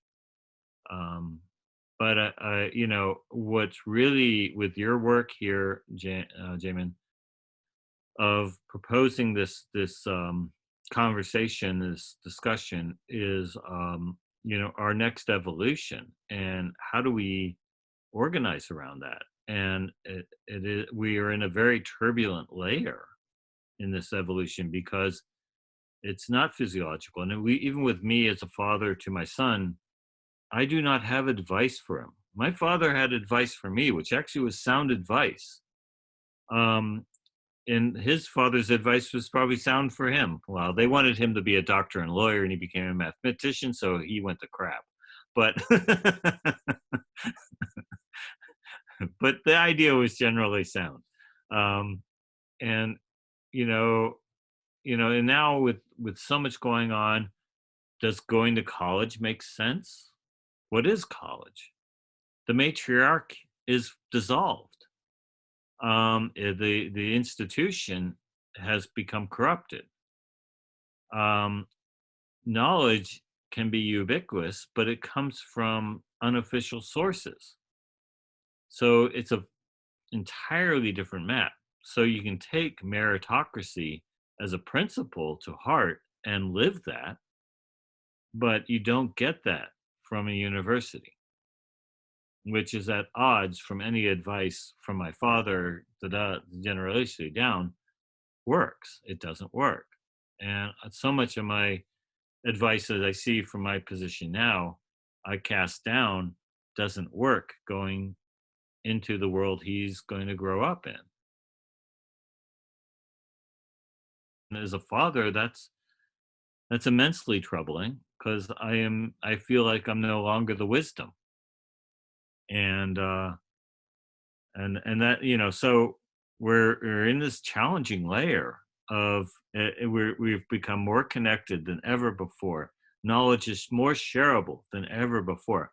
I can go on the YouTube and figure out how to instantly download the knowledge to repair my car or whatever, and it's instant. I do it, I put it on the lid of my car, and I'm doing it. And I've downloaded this knowledge. This is like out of the Matrix. This transformation, we are in this layer, but the same layer, and where I was going before with trust, we are we don't know what to trust. We've lost all our anchors, and the whys no longer are attached to our reality. So it's a part that this layer is like we're now at a layer where we need, with the next generation, to build the next generation tools. So the whys recognizing I'm unanchored, the whys recognizing these are the tools, not the way, and being able to hand those tools off, and being able to young the saying, I see where these tools need to be applied, and that's where I'm at with this layer of interconnectivity and the virtual state. And I do actually, out of this virtual state, after I left the last meeting, I went and turned over the dirt, prepare my garden. Digging in about 8 inches into the ground, I pull up a gray pot, one of those plant pots. And it's very funny because somebody long before me, and I live in a house that's over 130 years old. It's probably about 140 years old. Somebody was planted a garden there. And in a way that felt good, because it felt like that was the use of the soil, and so forth. And I could, if I turned over a canister and it said toxic waste, I would be very disturbed. But it felt good. The history of that is a use of this land, was a great reward. So I feel to the elders that our efforts are not lost or in value, but are a path saying we can continue that way, even though it was forgotten. So yeah, this is a complex layer, Jamin, you're taking on. And we are moving into the supreme. But one of Kurzweil's, and I've actually met this man, and I believe him in this statement is, even though we may lose our biology, we do not have to lose our humanity.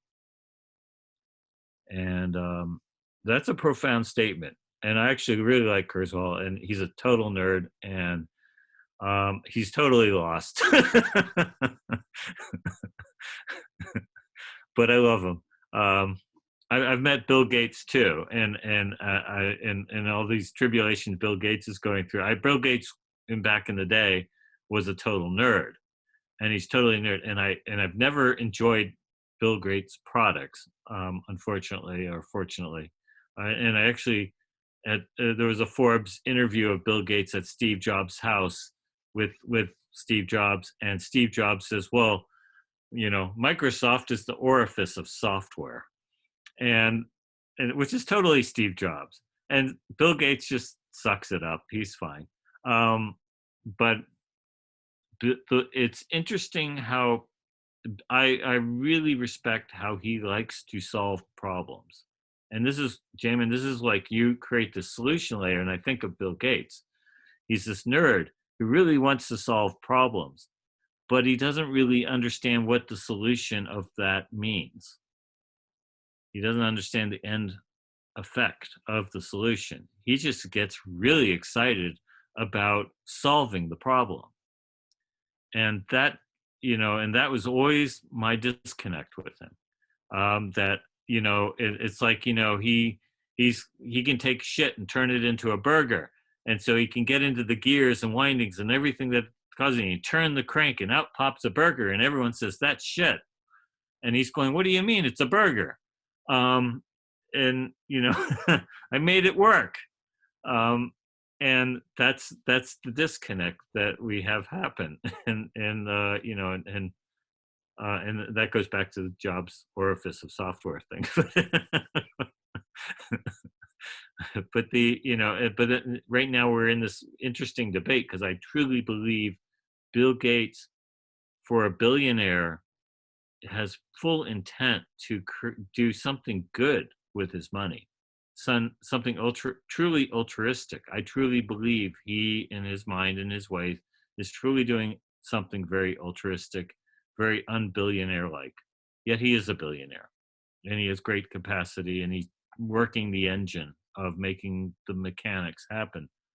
But then when he offers he said, well, the first place we'll deploy a COVID vaccine is Africa, because he's thinking Africa is where it's really going to hit the hardest.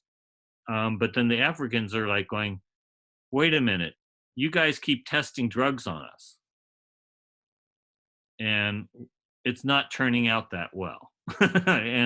And that's the truth. They're having a lot of negative effect from being a guinea pig to a lot of medication. And even though he thinks he's offering saving grace, they're seeing an imposition, and he actually may be saving them. But that's the complication we're in, is that we're in this very complicated dynamic of different perspectives causing unintended consequences. And that's in terms where I called it the Gilligan effect, and someone more concisely says unintended consequences. And I think we're in this layer of this virtuality of virtualizing and getting into these new capabilities and dealing with not having an anchor of what is true, what is honest, what is a manipulation, and not really knowing how to get an anchor on things. And it's troubling.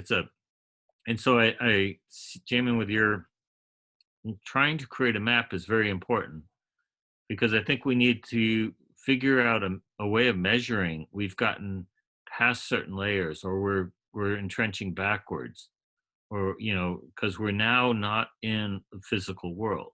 We're in a world of narratives. We're in the world of financial persuasions. We're in this very liquid world where you can look at things from any angle, and everything is true, or everything is false, and nobody knows what is progress. And I really love Obama, and I really am frustrated with Obama at the same time. I don't get why he signed off on certain policies given what he knows. But the perspective of he is trying to really do something as the good is better. And we're frustrated with the increment.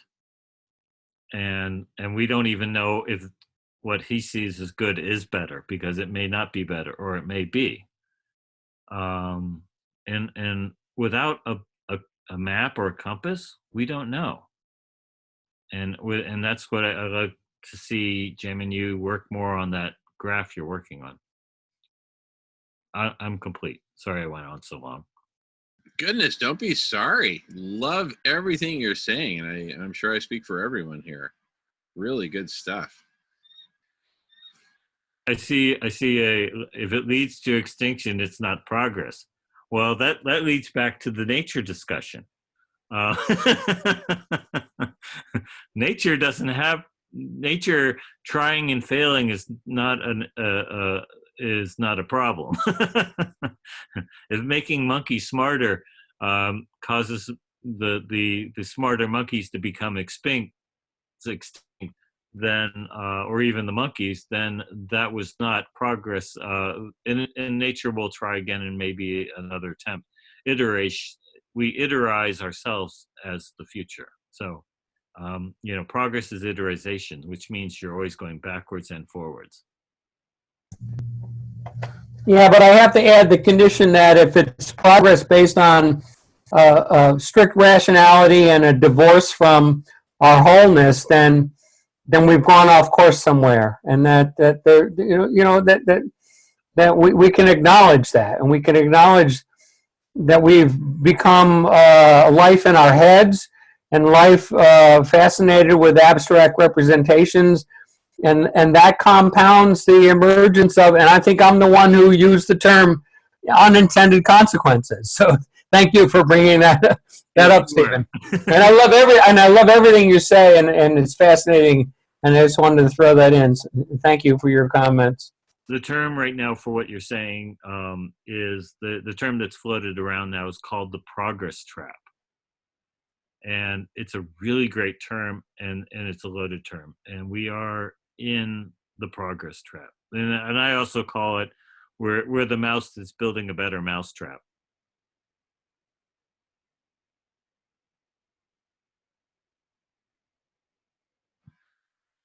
Yeah, exactly. Back in the 90s, I worked in modeling and optimization using artificial intelligence. And I just thought I was doing the world so many great favors by optimizing this and optimizing that. And then it's like, wait a second. There's this thing called Jevons paradox, right? The more efficient you make internal combustion engines, the more billions of cars are going to roll off the assembly lines, and everyone's going to be driving. And that's the world we're at now. Insanely efficient internal combustion engines, and we're burning ourselves up.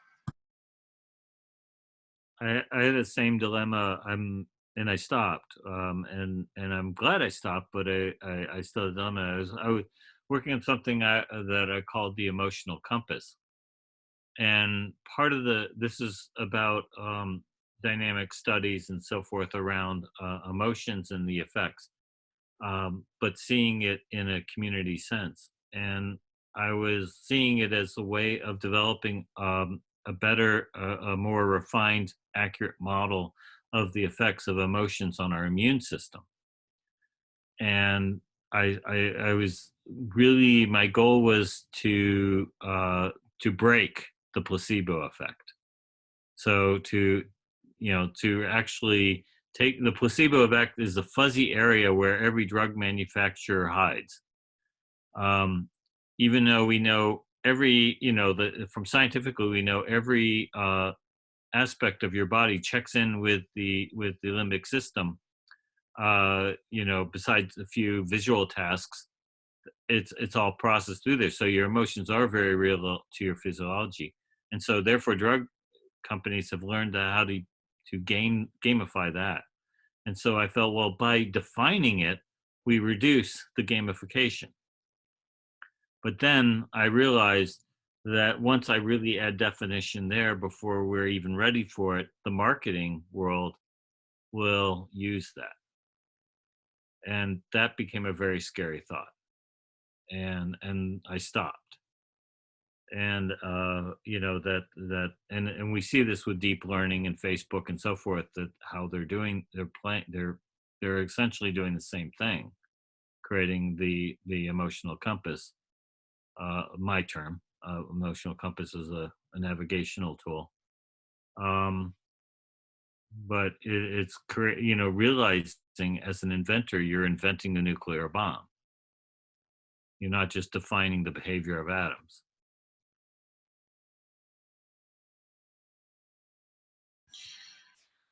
Yeah, totally. And on on that note,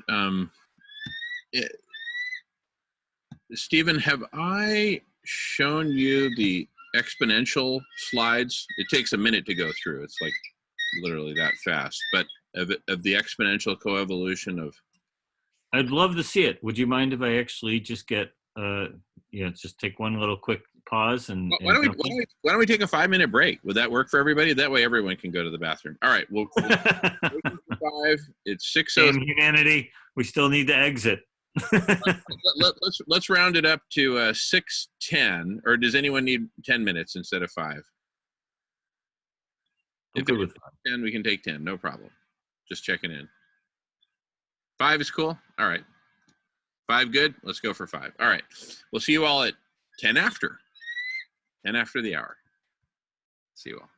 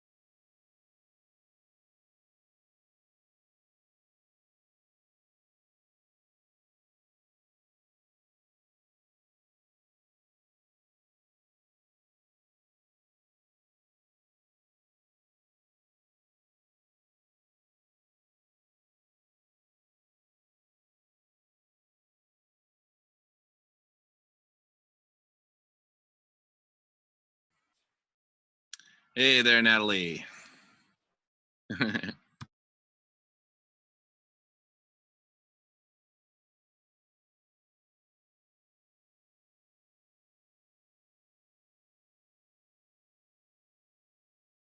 Hey, Michael.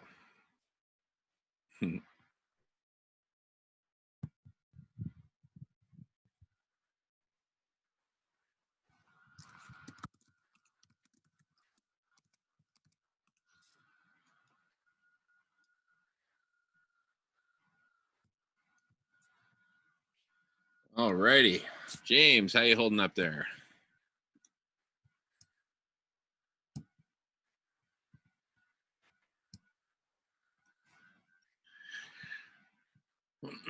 Emery, how you doing there, buddy?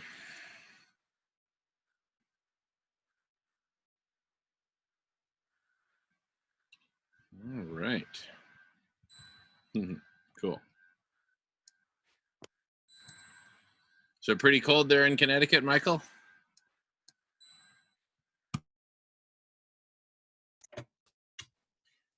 Yeah, if you ask me, it's awful. It was in the 40s today and it's been very windy.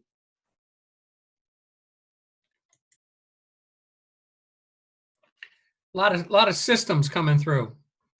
The wind clocks around from north to south to east to west, like every day.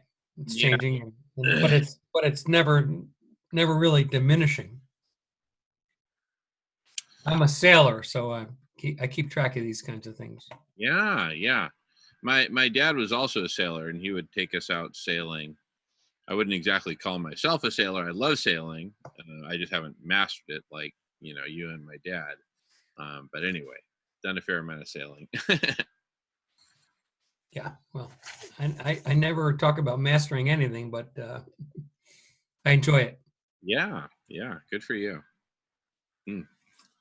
Yeah, the San Francisco Bay was a great place to sail, as Stephen can attest. And Oh, as I understand it, yeah, so Long Island Sound is also a pretty good place to sail. But I understand the San Francisco Bay is also a great place to sail. There's a handful of places around the country, Baltimore, the Chesapeake Bay, Long Island Sound, San Francisco Bay, really just a handful of sort of somewhat protected bodies of water that make for good sailing, but are also big enough to make it interesting and challenging. yep. Oh, you're on mute there, Stephen. You're muted. I don't know if you're trying to Oh talk. yeah, I didn't notice that. I don't know if you ever caught the story of Maiden Voyage. It's fascinating. It was this young woman. She set the record for going around the world a solo in a sailboat before the age of 18. This is another, she started at 14 with her obsession, and she's Swedish, and it involved Child Protective Services, because how could her parents let her go out on a boat alone? And this is child abuse. and it's just an amazing adventure, and her trying to navigate pirated waters as a single female. And yeah, it was a trip. I just couldn't even imagine. It's if you get a chance to look it up and view it, it's quite a journey. Yeah, another amazing journey of that kind of caliber, but a whole different context, is the real life story behind the book Adrift, which was written as an account. Have you read that one, Stephen? Yeah, that is trippy. Dude, what a powerful book. But also Kon-Tiki, if you remember way back. I've watched I copped out and watched the movie of Kon-Tiki. The movie's not. No, it's a trip. It's because it was an archaeological study. It wasn't just doing the trip. It was as an living an archaeology study. Just saying, if these people came across, they had to do it with the materials with the knowledge and the abilities at hand, and they actually had to do it. Yeah, that was crazy. That was crazy. Wow. But I think our situation is more like a drift than, I mean, here we are sailing along, and then wham, we get slammed by a whale, and we're sinking. The economy's sinking, planet's overheating, and we don't know how much time we have left, but it could be months before, significant food shortages, crop failures, and whatnot. That's what Guy McPherson is predicting for the fall. And but right now we're in just such a bizarrely, I'm tempted to say toxic soup of so many factors, but of course some of them play in our favor, like the fact that we're all becoming the Matrix. All our brains are just getting wired into each other, right? And yeah, there's some wild cards like under what software layer, right? Is AI going to be a part of it, et cetera, et cetera. And, we're somewhere near the cutting edge of that, if not right at the cutting edge. In that we're, doing this, we're kind of simulating the future 24 hours at a time. It's Right? a very weird transition you're pointing out, because the leadership has been put in place that's about loyalty, not knowledge or skill. And that's a very dangerous situation, because the leadership by loyalty is not prepared to deal with real issues. Their goal is to cover it up. But that only lasts so long. And then the shit hits the fan, quite figuratively and literally. And it's kind of like we what would it mean to have a president like Jimmy Carter, who was actually a farmer, is saying, like in what Michelle Obama was saying, everyone needs to start growing a garden. We need to, do something different. And when you got a leadership that's more energy is focused on how do they protect their image, than trying to tackle problems with the understanding that what we perceive as how the solution is may be wrong, but you'll roll with that. We don't have that.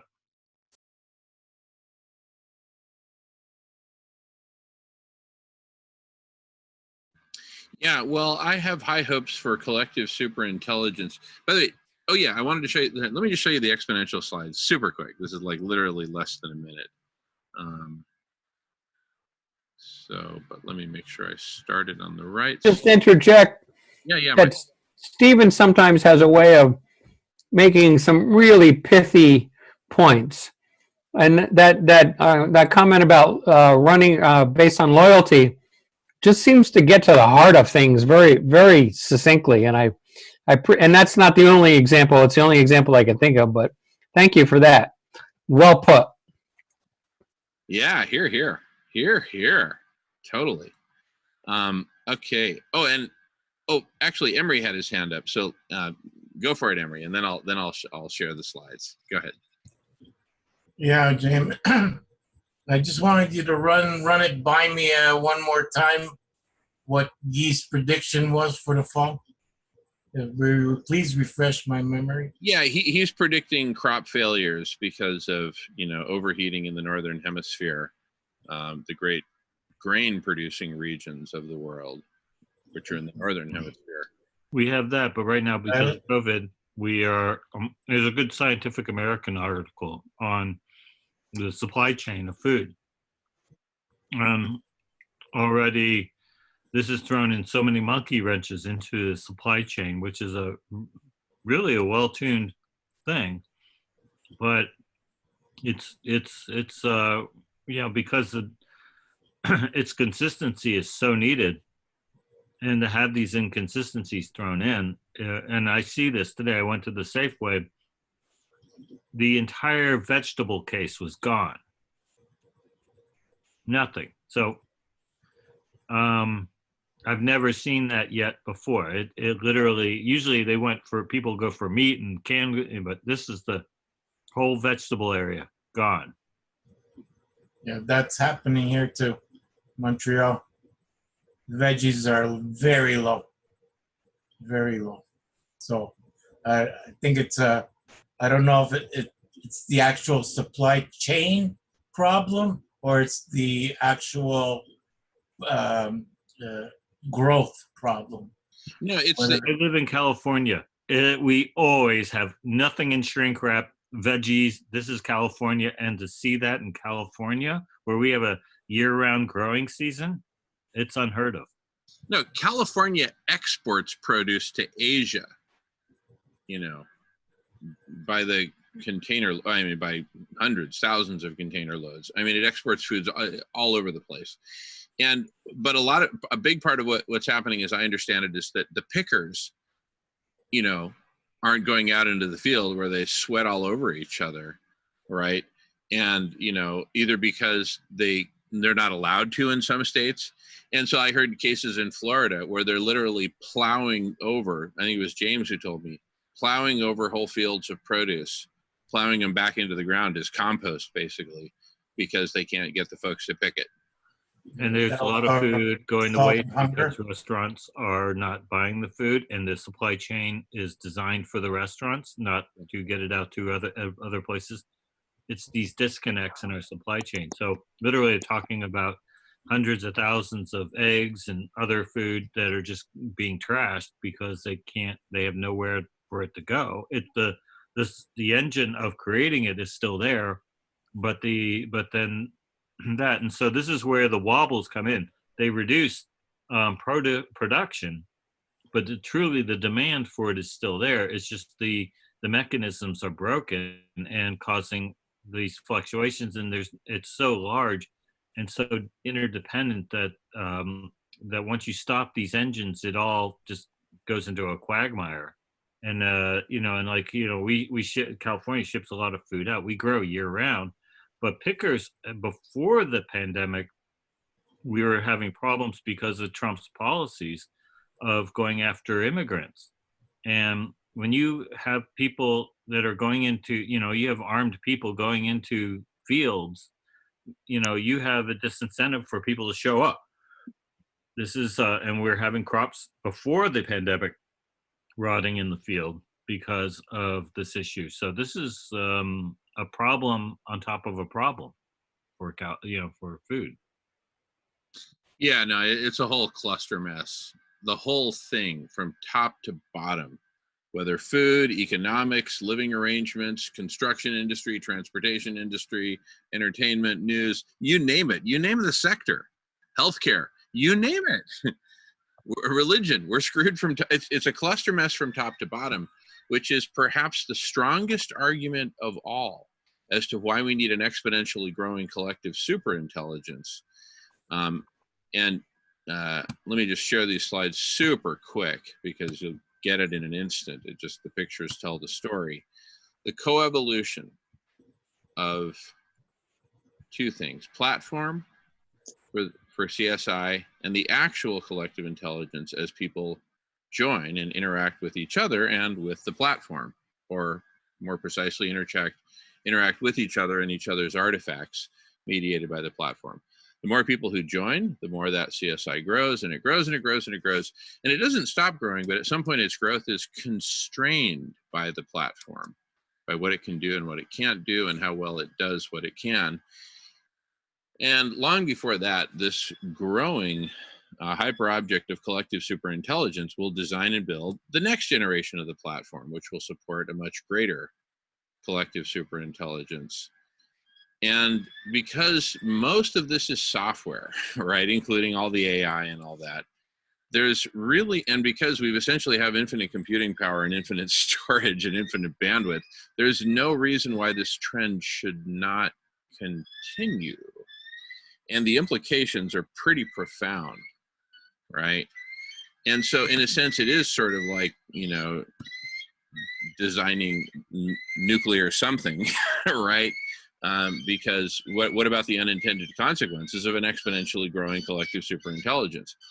At this point, I don't think we have much choice because our problems, the cluster mess of our problems is so immense, so multidimensional, so deep, so everything.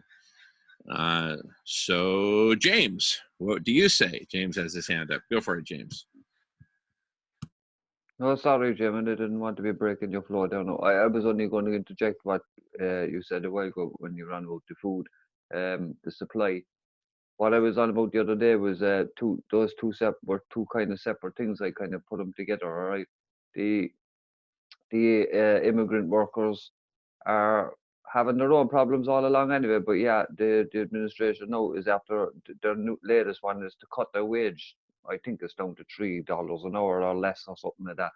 And but on top of that, then that was one problem. But on top of that, because of the infrastructure, as Stephen was saying, isn't there because it's all based on uh, perfect timing and getting stuff taken from the farms, processed into the packaging and into the supermarkets. But there's another side of that as well, and it's kind of the not not for the commercial market, just for the restaurants, hotels, schools, all these things that are also shut down, and they don't have the capability of packaging that food for the market, which is crazy, really. And just because they don't have the proper form of packaging, they haven't got the infrastructures, they don't have the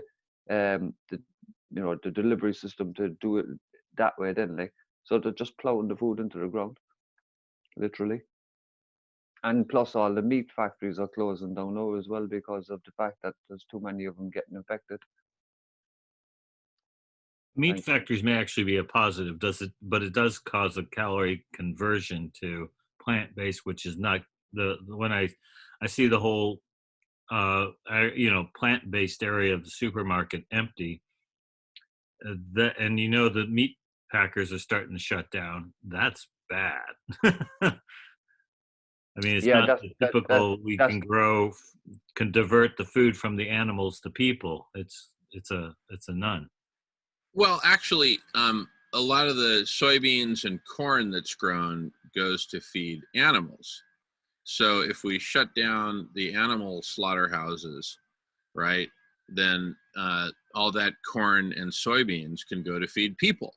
And because of the extremely poor conversion ratio from calories of grain to calories of beef, right, net, we're going to come out way ahead. That's a huge counterbalance to That logically makes sense, but and that's where James is coming in, where James did a really good job of talking about these relationships of the food process, and none of that food and none of the producers of that food are geared up to re-angle that into a human market. It's all designed for the animal market, and to make that shift from the animal market to the human market is not instantaneous. There's going to be a lot of re-engineering and rethinking and packaging, and of course from the consumer side, marketing. Hey, get the soy burger, it's good for you. Well, Yeah. I'm oh, go ahead, James. No, yeah, you're right there, Stephen. That's the point I was making, is that like the closure of the meat factories in the long term, that's a good thing. Unfortunately, it's all happening at the same time now, which is the short term, and it's a bad thing at the moment because of the fact that the food is also being plowed into the ground at the same time, and because of what Guy McPherson's on about the climate coming into effect then by the fall, interfering with the crops that are supposed to be going into the ground. Like the early crops are already being plowed into the ground. What about the later crops if the climate comes into effect, and then the meat factory process in another place? Yet there's still a lot of food, like the food being plowed into the ground, is wasted, just because the infrastructure isn't there to do it in a different manner. I don't think anybody who's hungry is going to really worry, especially nowadays when you think about it. If you think about it, people are now confined to their homes, right? So if that's the case, they're told to do their shopping once a week, once 2 weeks, every month if you can. So therefore, you're going to be buying your food in bulk anyway. So what they would have been supplying to the restaurants and cafes and everything else in bulk form, they could still do that to the supermarkets in the bulk form and let people take it in the bulk form, as they would have anyway, and stored it. You know what I mean? They would have just took a lot of small packaging rather than one large packet. So it's just a new way of thinking about it, but they want to do some kind of thinking about it quick anyway, because, you know, all this shit is coming down top of them very quick. And taking migrants workers already disgraceful pittance of a wage off of them, or lowering it again, is even just like, let's think about, this is the way I'm going to say it. No, sorry, no, I've been quiet all night, no one coming in. Just the way I'm looking at the situation anyway, but I'm not sure what the person behind it know, but if you look at something, and no matter how you look at it, all else, no matter every excuse that you come up with is not sufficient, then, you know, I'm getting this wrong now, like, but whatever's not possible, whatever's most improbable is possible anyway. So, or something like that, to that effect. But if you look at the way, I'm just going to say, if you look at the way the current Dos Equis situation has been dealt with, basically, and I'm talking about now on a global scale now as well, but I mean, you could narrow it down really, you know what I'm talking about. But No, if you actually, the Dos Equis thing, I lost you because well, the Dos Equis is just a it's word not where like you're talking Guinness versus Dos Equis. No. I'm talking. We've decided to use the word Dos Equis as Instead of the C word for the C. Oh, I got it. So yeah, so I'm thinking he's Irish. It should be Guinness. Well, yeah, I suppose, but sure, that neither here nor there. But the point is, with the way it is at the moment and the way it's been dealt with, and if you narrow down some different countries, they're all taking different approaches, and we can see that there's a lot of different effects from those different approaches, and the majority seem to be getting it right. But if you see some approaches and you look at them and you see every scene, it seems like if you look at it and you say, right, every decision that's been made so far seems to be the wrong decision, and even the decisions they're deciding to make seem to be ridiculous. So what is the motivation behind that? Like, or not the motivation, but like, if they're not trying to solve the problem, if they're doing everything in the opposite and they're not solving it, but they're actually creating it worse, then are they trying to fucking solve it is the question.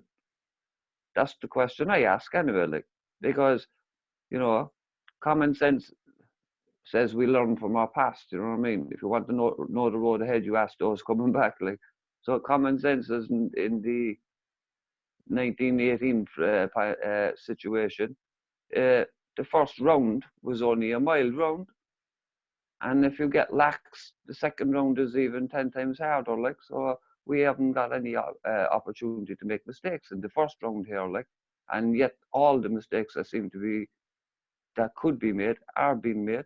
This was crazy, like, so you have to wonder, like, they can't be that fucking incompetent, so are they deliberately making mistakes for fucking some reason? That's what, you know, that's what gets me thinking anyway. And I know I went off subject, sorry. Well, the evolution is iterative. So I mean, we take steps backwards and steps forward. Sometimes 3 steps backwards, 1 step forward. Sometimes 3 steps forward, 1 step backwards.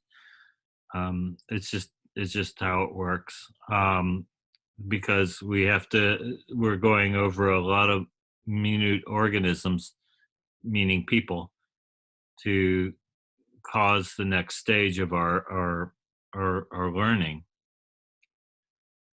This is a really painful period we're entering into and we're in. And those of us who are on this call who are able to make this call, we're the privileged.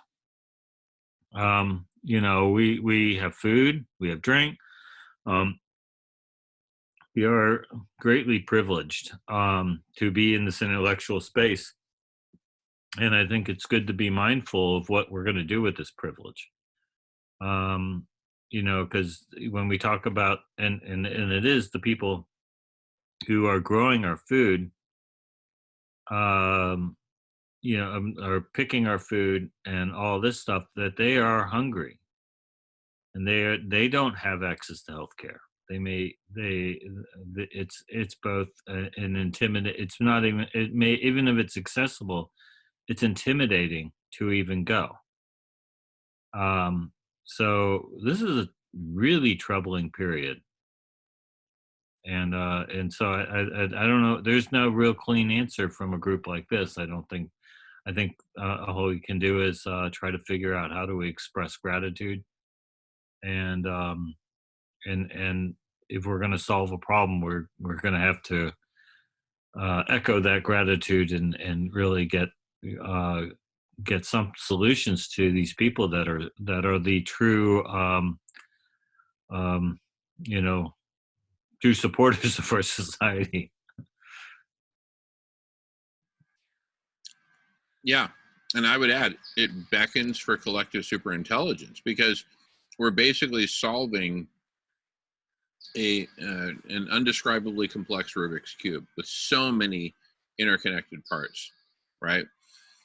And it begs for some form of central planning, but not, Soviet style 1950s, but, hyper intelligent, something that so far blows away central planning that it would be an insult to call it central planning. But we need to become you talked about integrity in your work, Stephen, in management. We need integrity for Mother Earth, and that means wholeness. That means integration. It means all parts working together. Mother Earth has always been of integrity, Jamin. Well, I'm talking about the human layer and what we're doing to the biosphere and what we're doing to the temperature of the planet.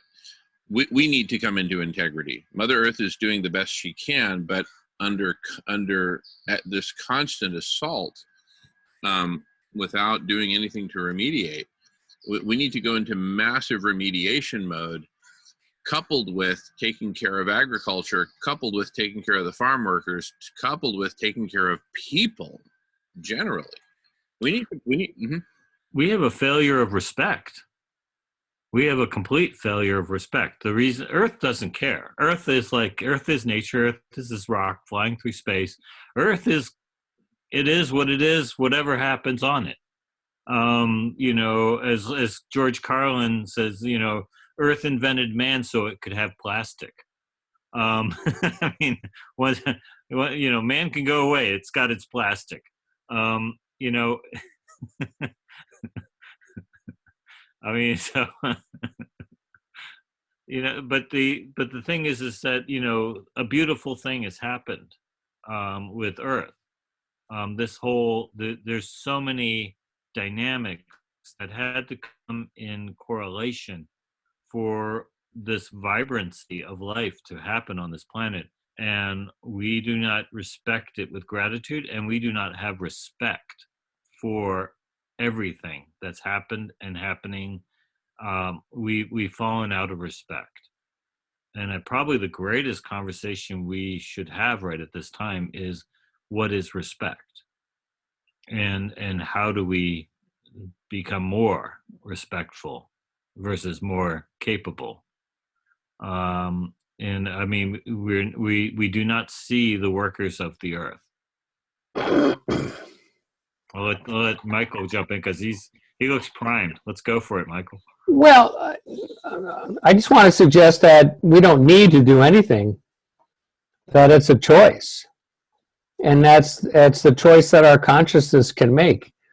If we choose not to make the choices that need to be made, we can go extinct. That the great experiment of higher life forms on the planet can just go away, and never be reproduced again. So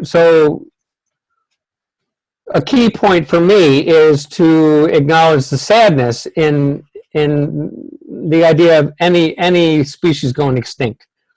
That unique expression of evolutionary life will never be repeated again. There might be something similar in 1 million or 2 million or however many years, but it won't be the same thing. It will never be repeated, and humans will never be repeated either. But we also have this capacity, and it's a God capacity that seems to be in our face, in our laps, which is a choice that we can make, and we can try to make anyway, is to have some control over whether or not this happens or not. And that is the evolution of consciousness, to grasp that capacity to move ever closer to whatever you imagine God to be. We are moving closer to it if we choose to, but it's a choice. And I want to realign the language, because we don't need to do any of this, but we can acknowledge the situation, and then we can choose. And that's what I support. I think we never needed to do anything. Nature already provided the system that worked and sustainable. But our ancestors made a choice, and we're on a roll. And unfortunately, the cascade of choices that have been happening, we're now confronted with.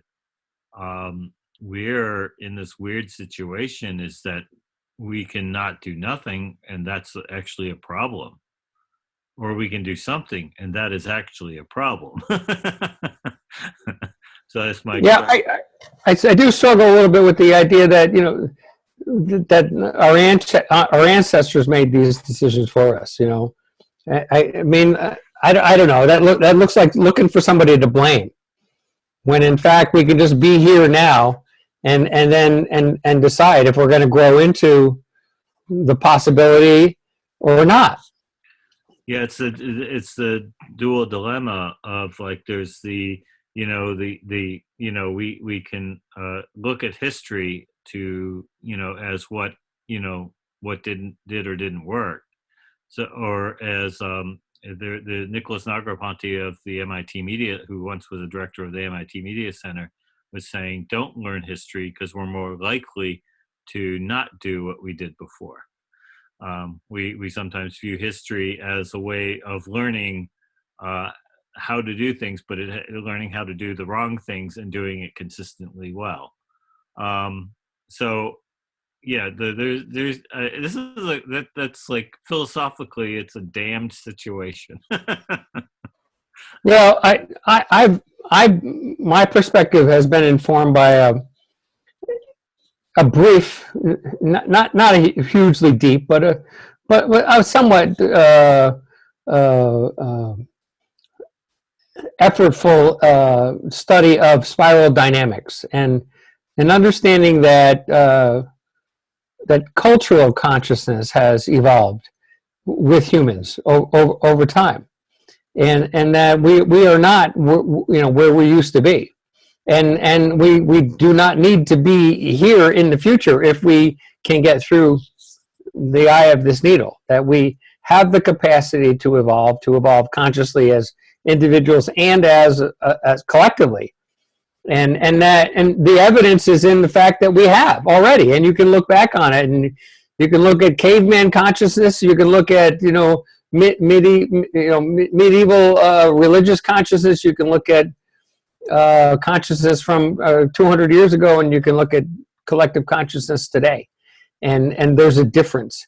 And for me, that's the evidence that supports the idea that we can continue as well. And whether or not we have that, we afford ourselves that chance is the challenge. And Well, you just exercised one attribute of respect, and it's called gratitude. And that's why I'm kind of putting down this idea of that one of our lack of training. I almost think we should have courses in school based on learning what is respect, what is compassion, what is empathy, and really go through that, because we do not take that kind of learning and that collaboration of learning head on in an established way.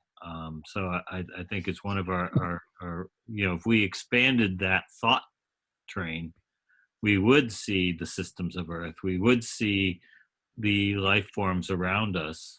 We would feel we would have the gratitude of being one of the privileged earthlings, but not disregard the other earthlings as we do that. Yeah, you reminded me of. Oh, never mind. I lost it. So I'll pass. Wait a minute, I'm the one doing the tequila. You should be fine, you know. Yeah, thank you.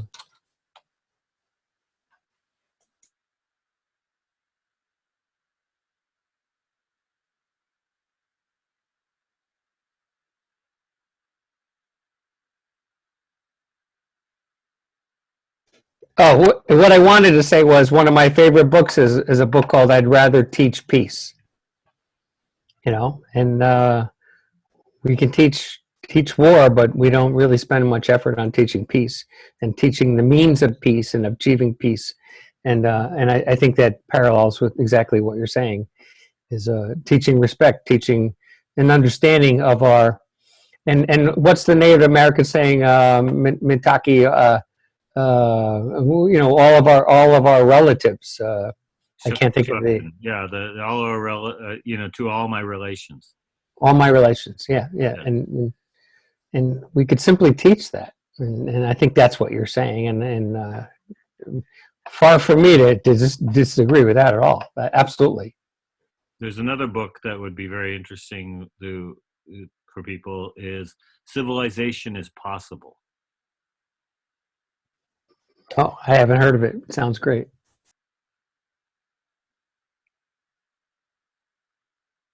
Yeah, no, and the Native Americans are very interesting because they see themselves as the Earth people, and they're here to represent Earth. But they see the white man as the fire people. They're as we are here to represent the fire.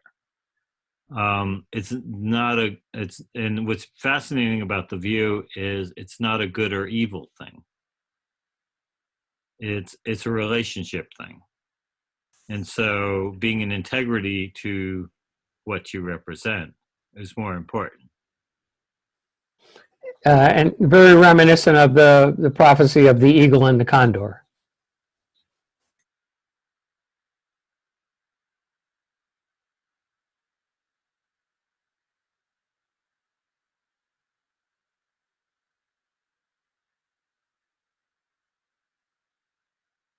Which I'm assuming folks have heard of the prophecy of the eagle and the condor. Should I try to summarize? You should, because always estimate that not everyone understands. I try to clear jargon up. I do jargon. So when someone throws jargon out there, it's really good to take a pause and explain it. So Yeah, no, I appreciate that. Yeah, and so as I understand it, and it's a native and indigenous prophecy, and it's based on 500-year increments. And the prophecy is that there would be a period where the eagle would dominate, and the eagle represents a masculine and rationality and progress and technical progress, and the condor represents living from a place of heart and a place of connected with the natural world. And the prophecy says that at a certain point, after these 500-year intervals, which I believe we're just entering into, the period where they prophesize that the eagle and the condor would fly together, and they would find a way to complement each other as opposed to opposing each other. And I hope I summarized that fairly accurately. Sounds good. One of the other indigenous sayings or themes of their theology is the seventh generation, and I've really liked this one. And the seventh generation is reflecting, is measuring your actions on how it will affect the seventh generation. And why this is so poignant to me is that our American culture, which has been pretty much the birth ground of the corporation, the corporation sees things in quarters. So what my actions should benefit the outcome within 3 months. and so you should have a positive action. Your action should be positive within 3 months. If you're a nonprofit, it's 1 year. But the Native Americans' thinking was you should measure your actions based on how it affects the seventh generation. And I really like that longer term scope of thinking.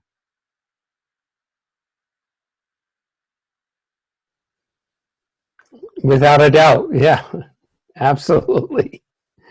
And the United Nations, put together a fairly well worded definition of sustainability, which is the ability of future generations to obtain what they need, or for I'm not paraphrasing well, but for our obtaining what we need without impacting the ability of future generations to obtain what they need. And this is one of the fascinating things, because right now the World Health Organization is under attack. Yes, by ignorance. There's a challenge right now happening in the collective where they're struggling. We're struggling with the collective concept of working together globally, with individuality and protection of the individual. And so, the John Burke Society is, really been throwing a lot of shit out there. I'm sorry, that's that's a political, but there's this concept of the one mind that, dictatorially doing something to all of us. So the UN and the WHO, and it's an absence of understanding that these are clearinghouses. They're actually collective, works of many different nations. Now, I could say the UN does tend to beat up on the poorer nations because the richer nations have better representation, and that is that's a long-term problem we have, and there's a justified reason to object there on that point. But the attempt to collectively collaborate at a worldwide level to try to level the playing field between poor and rich and so forth is really the goal we should be going for, and they are there to try to do that.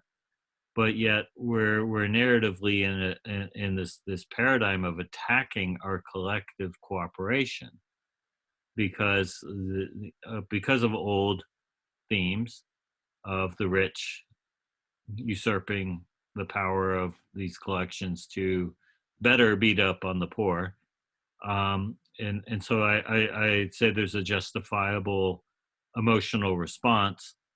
But now we're in a crisis, and the WHO that has had political angles is working to the collective good, but they're being scapegoated for convenience of an individual to at a time when we need collective correlation.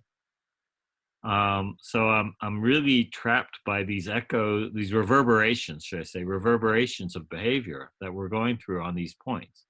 And I don't know how does the, super conscious, where, without being elite, to be respectful, people live on the desperate edges of Maslow's triangle, and should not be expected that they can climb that because they're busy.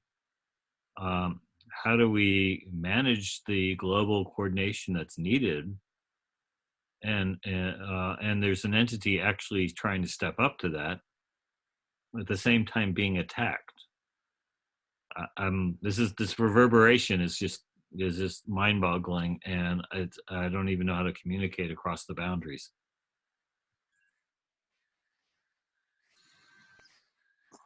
Yeah, exactly. I agree with you there, Stephen. That's what I was trying to say a while ago, and in my own befuddled way, like, but I can't really find the words for it either, other than why are some of these, like as you said, the WHO is being scapegoated for somebody's self-interest, but they're not the only ones being scapegoated either. And there's other. I think there's more to it than just deflection.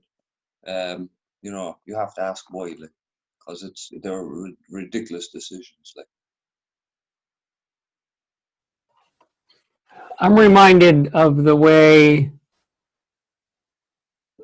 systems can amplify our worst traits and the way our leadership can amplify our worst traits. I think that what you're saying is representative of us. There's a certain segment of the population that seems to support the leadership, but it's coming from the leadership, these ideas. Right? And in fact, it strikes me as well, let me just demonstrate how smart I am by creating all of these interesting initiatives, such as defunding the WHO, during a pandemic. Like it's exactly the opposite of what any rational person would conceive of, right? And yet that's the news, and I don't know what else to say about that other than it's the opposite of what a rational person would think, And is there really a story there? Is there really a factual basis? Is there really political support for that? I don't even know. It's coming from the leadership, and it's and the leadership has a following, so it's amplifying that particular perspective, but not in a good way. I don't know if that offers any clarity or not, but that's the way it strikes me. And as the deflection, sure. You don't even need to assign a reasoning to it.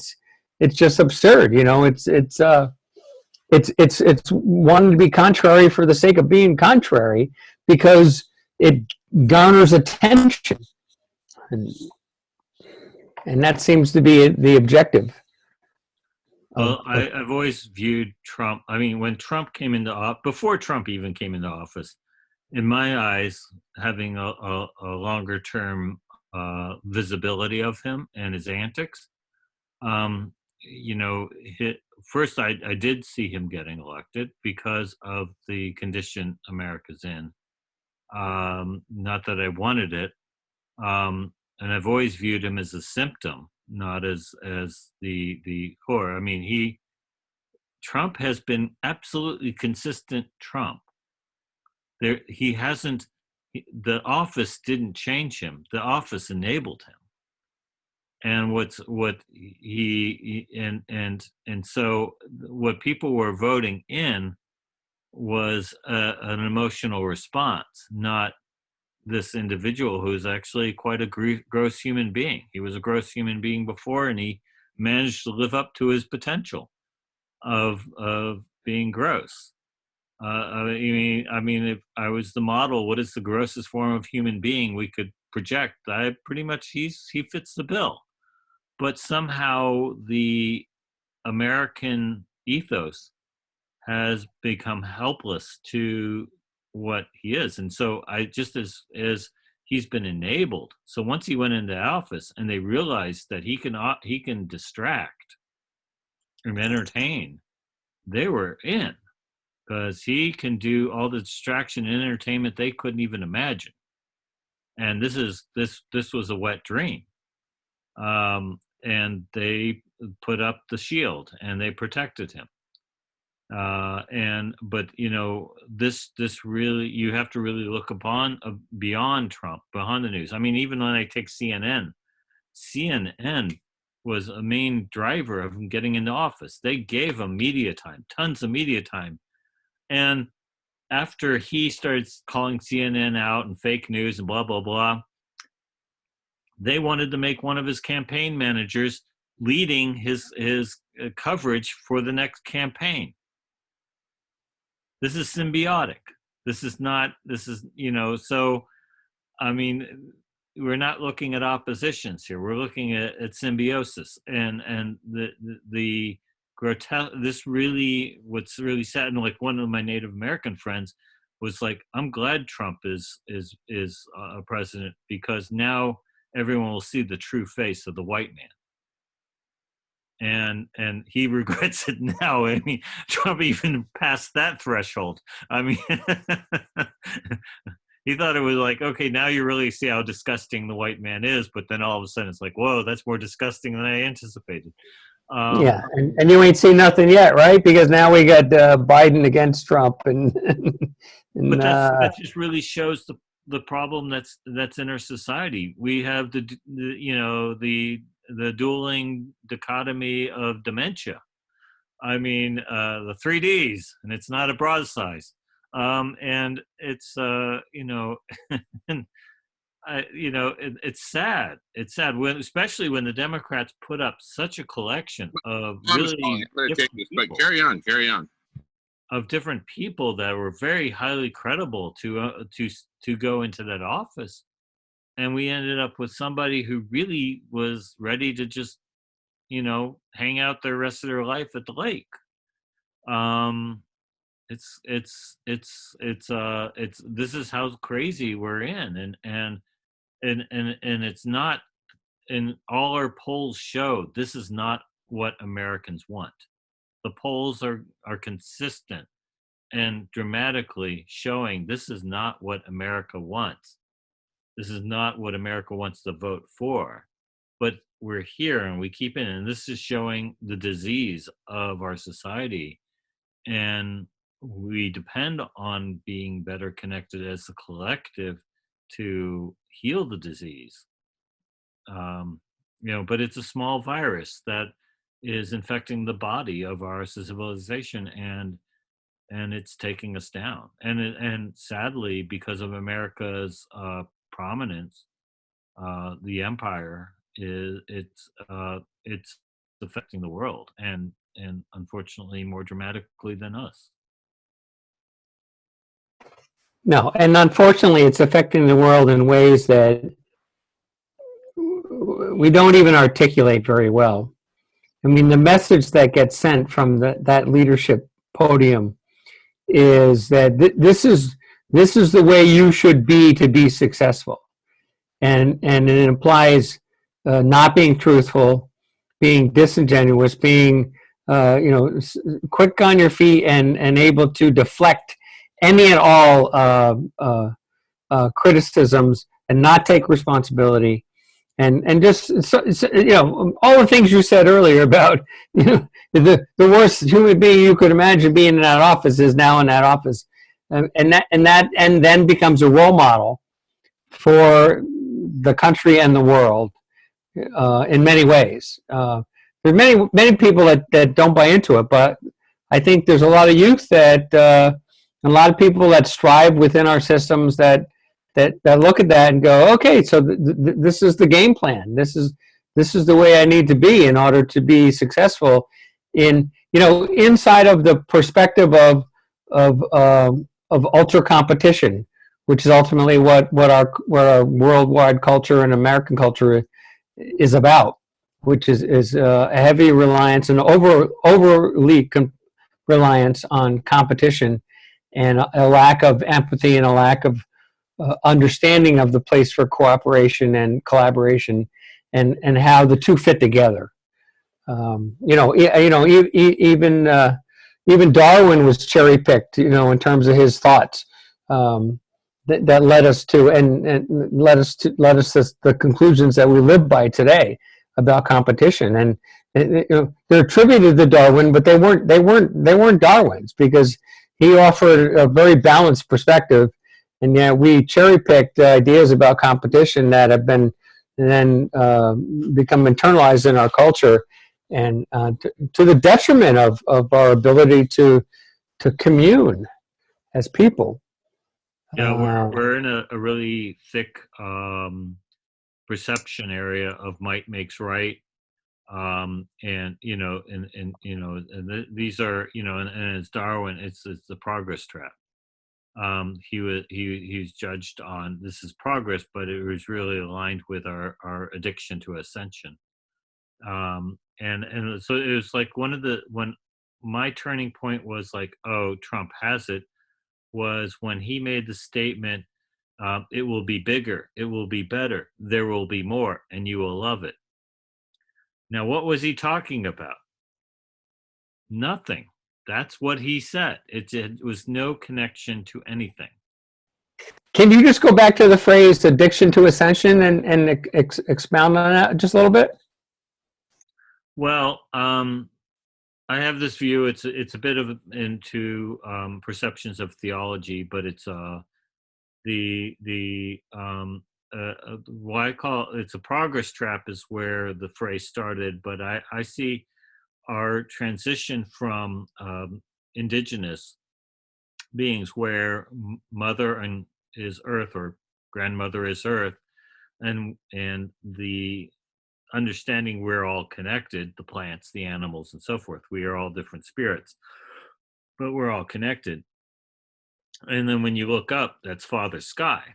And Father Sky, when you die, you ascend to Father Sky. You're joined with Father.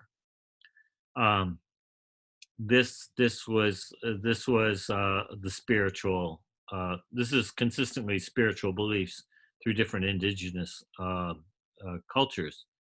And there's still some that exist today, and they still see their connection to the ground as mother, and because it gives birth to life, plants, and everything that feeds us and nourishes us, and we interact with our brothers and sisters. And then we when we die, we ascend. We looked up to the sky, and everyone saw a different God. And it's a point where we gave the Father Sky God powers. We all of a sudden started into our goal of ascension. We wanted to achieve God. And I do this in a talk called Man's Quest to, Man's Quest to Invent God. And we're trying to consistently go towards God. And so we keep improving our abilities to get higher up. And so this is our goal of ascension, to higher spiritual being, higher planes of witnessing, but if you look in the world, everyone looked up to the sky and saw a different God, and they tried to unify the gods they saw. If you look at the indigenous population, they look at the ground, they see mother, and they look around and they see brother and sister. And so as mankind went to manage their life by managing crops and managing animals and so forth, they didn't have to no longer be nomadic. They could now create the environment that sustains them.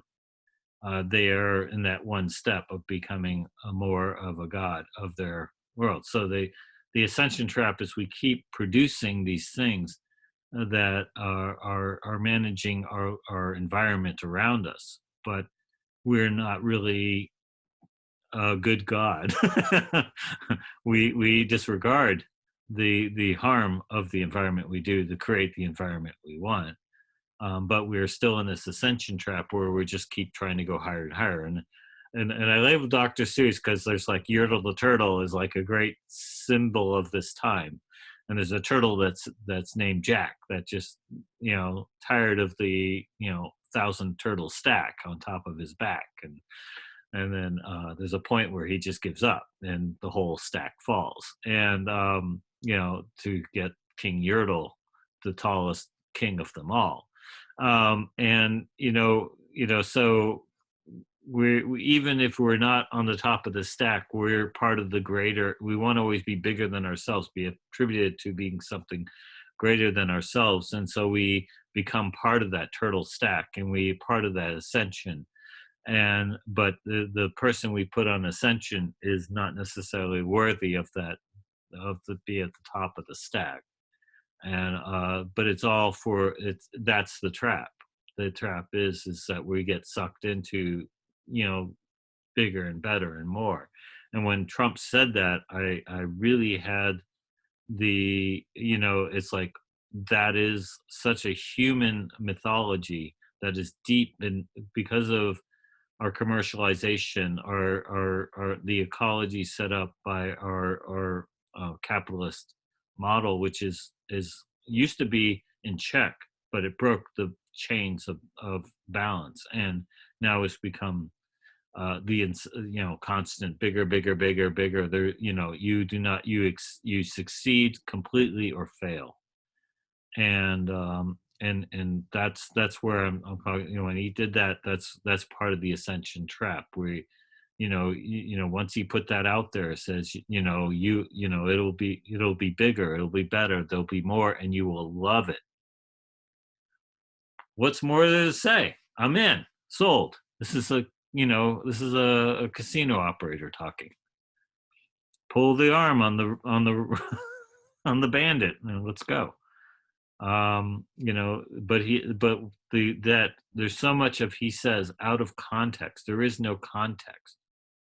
It's just a statement of spaghetti against the wall. And I'm reminded of, are you familiar with Rain Eisler's book, The Chalice and the Blade?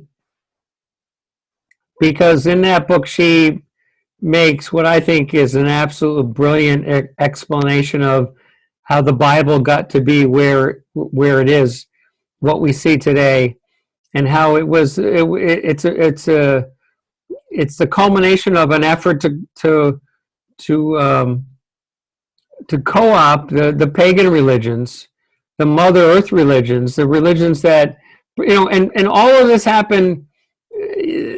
The book is literally about human history prior to written history, and so all we really ever rely upon is written history. But yet there is a huge history of humans before written history, and that's what the book is about. And a history that was replete with a matriarchal society, where life was worshipped, and that which begets life was worshipped. And there was a transition to the God in the sky, similar to what you're describing. And her explanation of the way they co-opted pagan beliefs in order to not lose those people, but to try to bring them into the fold of this new perspective, which ultimately was God the Father in the sky. But they co-opted these pagan ideas, like Easter and Christmas. The pagan roots of the holidays is an example of things that existed well before biblical times, and then they were co-opted and brought in order to try to bring those folks along, or as opposed to alienating them.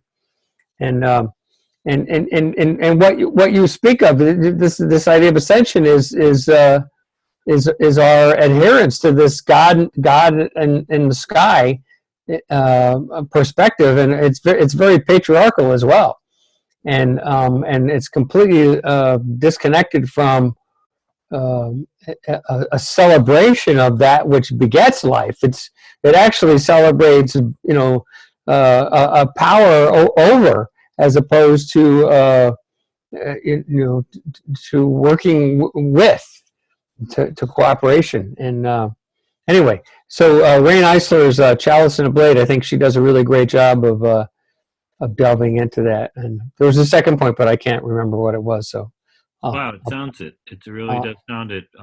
Yeah, because there was the earlier statement about looking up the sky and seeing infinity, and that describes a lot of this patriarchal model. It is that we're going for the infinite. There is no limitation, and we hear this in our culture that above all and no limitation, and it's a symbol of freedom.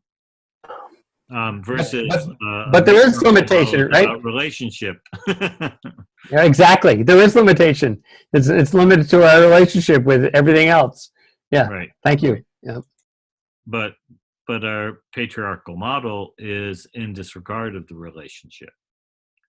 And there's our American Indian, majority of the tribes are to be in relations. That is the blessing, the prayer, the greeting, to be in relations. Somewhat simply put, relations rather than relata. You know, the relationships are are primary, Right. not the elements of those relationships. And I love listening to my Native American. Like one of them, it was so fun. Like he talks about, he's on his property near Tahoe, and it's so funny because he knows all the animals that are on his property: the birds, the rats, the squirrels, all these, and he describes them as people. And he doesn't exactly have a really great relationship with all of them. I remember one story where there was a squirrel on his property that he felt was quite disruptive, and it was really annoying. And he had he trapped it in a cage, and he gave it to his sister to to take to some other place, so it was no longer on his property. And being who his sister is, because she decided to just go down the road a few hundred feet and just release it there. So he'd never be an escape of that spirit. But this is how they view the relationships of the world around them. They see they're all in relationship with these, and they get to know them and they relate to them, and they may not agree, but there's a form of respect. So, Stephen, thank you. I'm going to pass that story along to my friend Donna. She moved into a new place down in a very Tony enclave in Connecticut along the shore, and she's got a beautiful deck, and she planted a bunch of pansies, right? Pansies, right? That's the early spring flower on her deck. And the squirrels keep digging the flowers up. And she's frustrated. There's, I don't know how many she's told me, like a lot. And I'm just going to have to share with her the idea that, you're in relationship now with these squirrels in your neighborhood, and you're going to have to find a way to deal with it. That's a great story. That's funny. That reminds me, there are tribes in Africa now at the moment who live in harmony with the nature around them, and they used to have a lot of destruction with when they learned how to put fences around their crops. That was introduced to them, but a lot of their crops were being destroyed. Like, so their simple intervention in that was to take down the fences. But for the crops that were planted for themselves, they planted about a fifth or a quarter of the size of the crop for the animals, an extra crop, like, so that the animals had enough to eat and there was still enough crop left for themselves. So that's how they get around it. And the other way then about getting the, pollinating the plants and everything else, and using nature as well as a kind of a barrier instead of a man-made fence. They just put up beehives around their own crops, encircling their own crops, and the elephants avoided those crops then naturally, and went over to the crops that were provided for them. So it became a harmonious relationship then. And that's using our 1% DNA advantage to the advantage. I mean, we're so focused on defeating things, the war against, versus the understanding of. And I guess that should be like on your graph, Jamin, the understanding of. We're not going to make the next layer unless we make the understanding of. And that's through knowledge of what everything needs.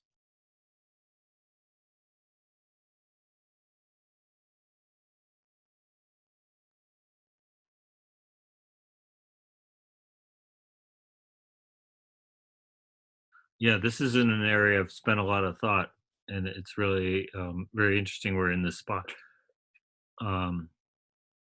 yeah, and I'm really struggling with the I look at everything as software. I mean, literally. I mean, and we're right now reverse engineering the code structures of the software. And and so but it's really weird when you start going that direction because well it's DNA, RNA, atomic, molecular, and you start looking at all the rules of these behaviors and how they come together and how do you reprogram them or reform them or things like that. But then all of a sudden, we're in the world of our software, which is above all that.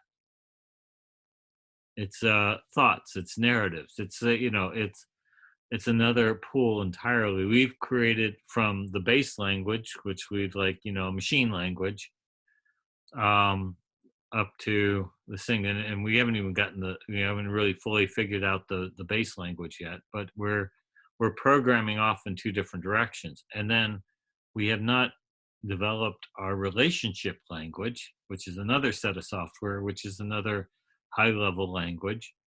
Yeah, so the I think almost we need these categories of understanding of the different software categories in a framework. We do frameworks when we architect software. We should do frameworks in how we view the software of life and physics. Because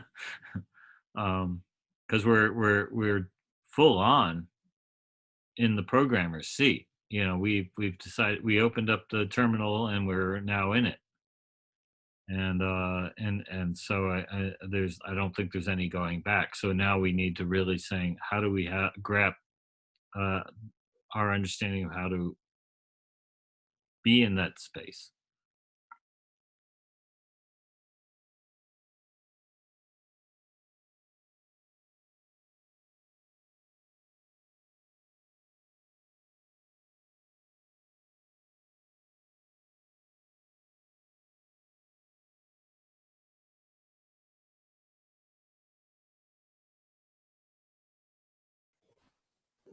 So Thomas Berry used the phrase mutually beneficial. And I always found that to be inspiring. If we can start to imagine ourselves as mutually beneficial to the rest of the planet, as opposed to the destructive force that we currently represent. What you're going on, Michael, is the metric. We are metric driven. We've created money to create a metric. We made that a very simple metric. We're at a point where we need a more complex metric, and we build more complex metrics, but we handle our complex metric as social issues. Meanwhile, but our money metric, we put that above all else because it's simple enough for everyone to understand, even though we've totally broken that too. we totally gamed that, but we really shouldn't have. But we did it anyway. But I mean, we're in the spongiverse. I mean, I just came up with a new term, spongiverse. Of it absorbs, it deletes, it's spongy. The spongiverse is a metric model we're in now, where we what do we attach our metrics to be meaningful, to be productive, to be do we need to be productive, do we how do we sustain? What is the metrics of that? And nature has not been part of the metrics of that, and we're struggling. How do we fit that into the spongiverse? Meanwhile, we're still trying to say it's hardcore, it's money, it's not spongiverse, it's money. But the money thing has all entered the spongiverse because we can just keep giving away dollars, even though we say dollars don't exist. I mean, there's a finite number that we keep reproducing. As long as you have 10% of the original value of the 10% of the original value, we're good. As the 10% value of the original 10% value of whatever that 10% value is. It's like 10% of infinity. I mean, we've got 10% of infinity. So, so welcome to the Spongiverse.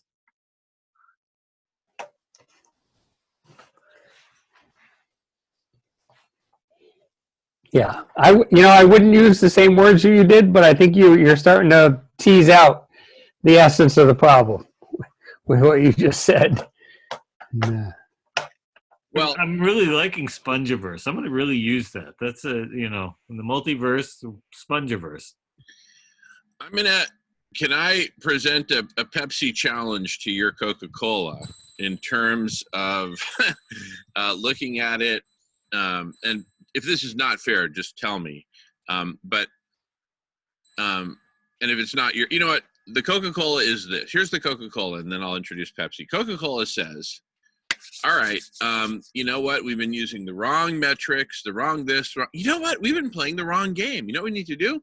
We need to design the right game and then turn these magical humans on the right game and watch what they do.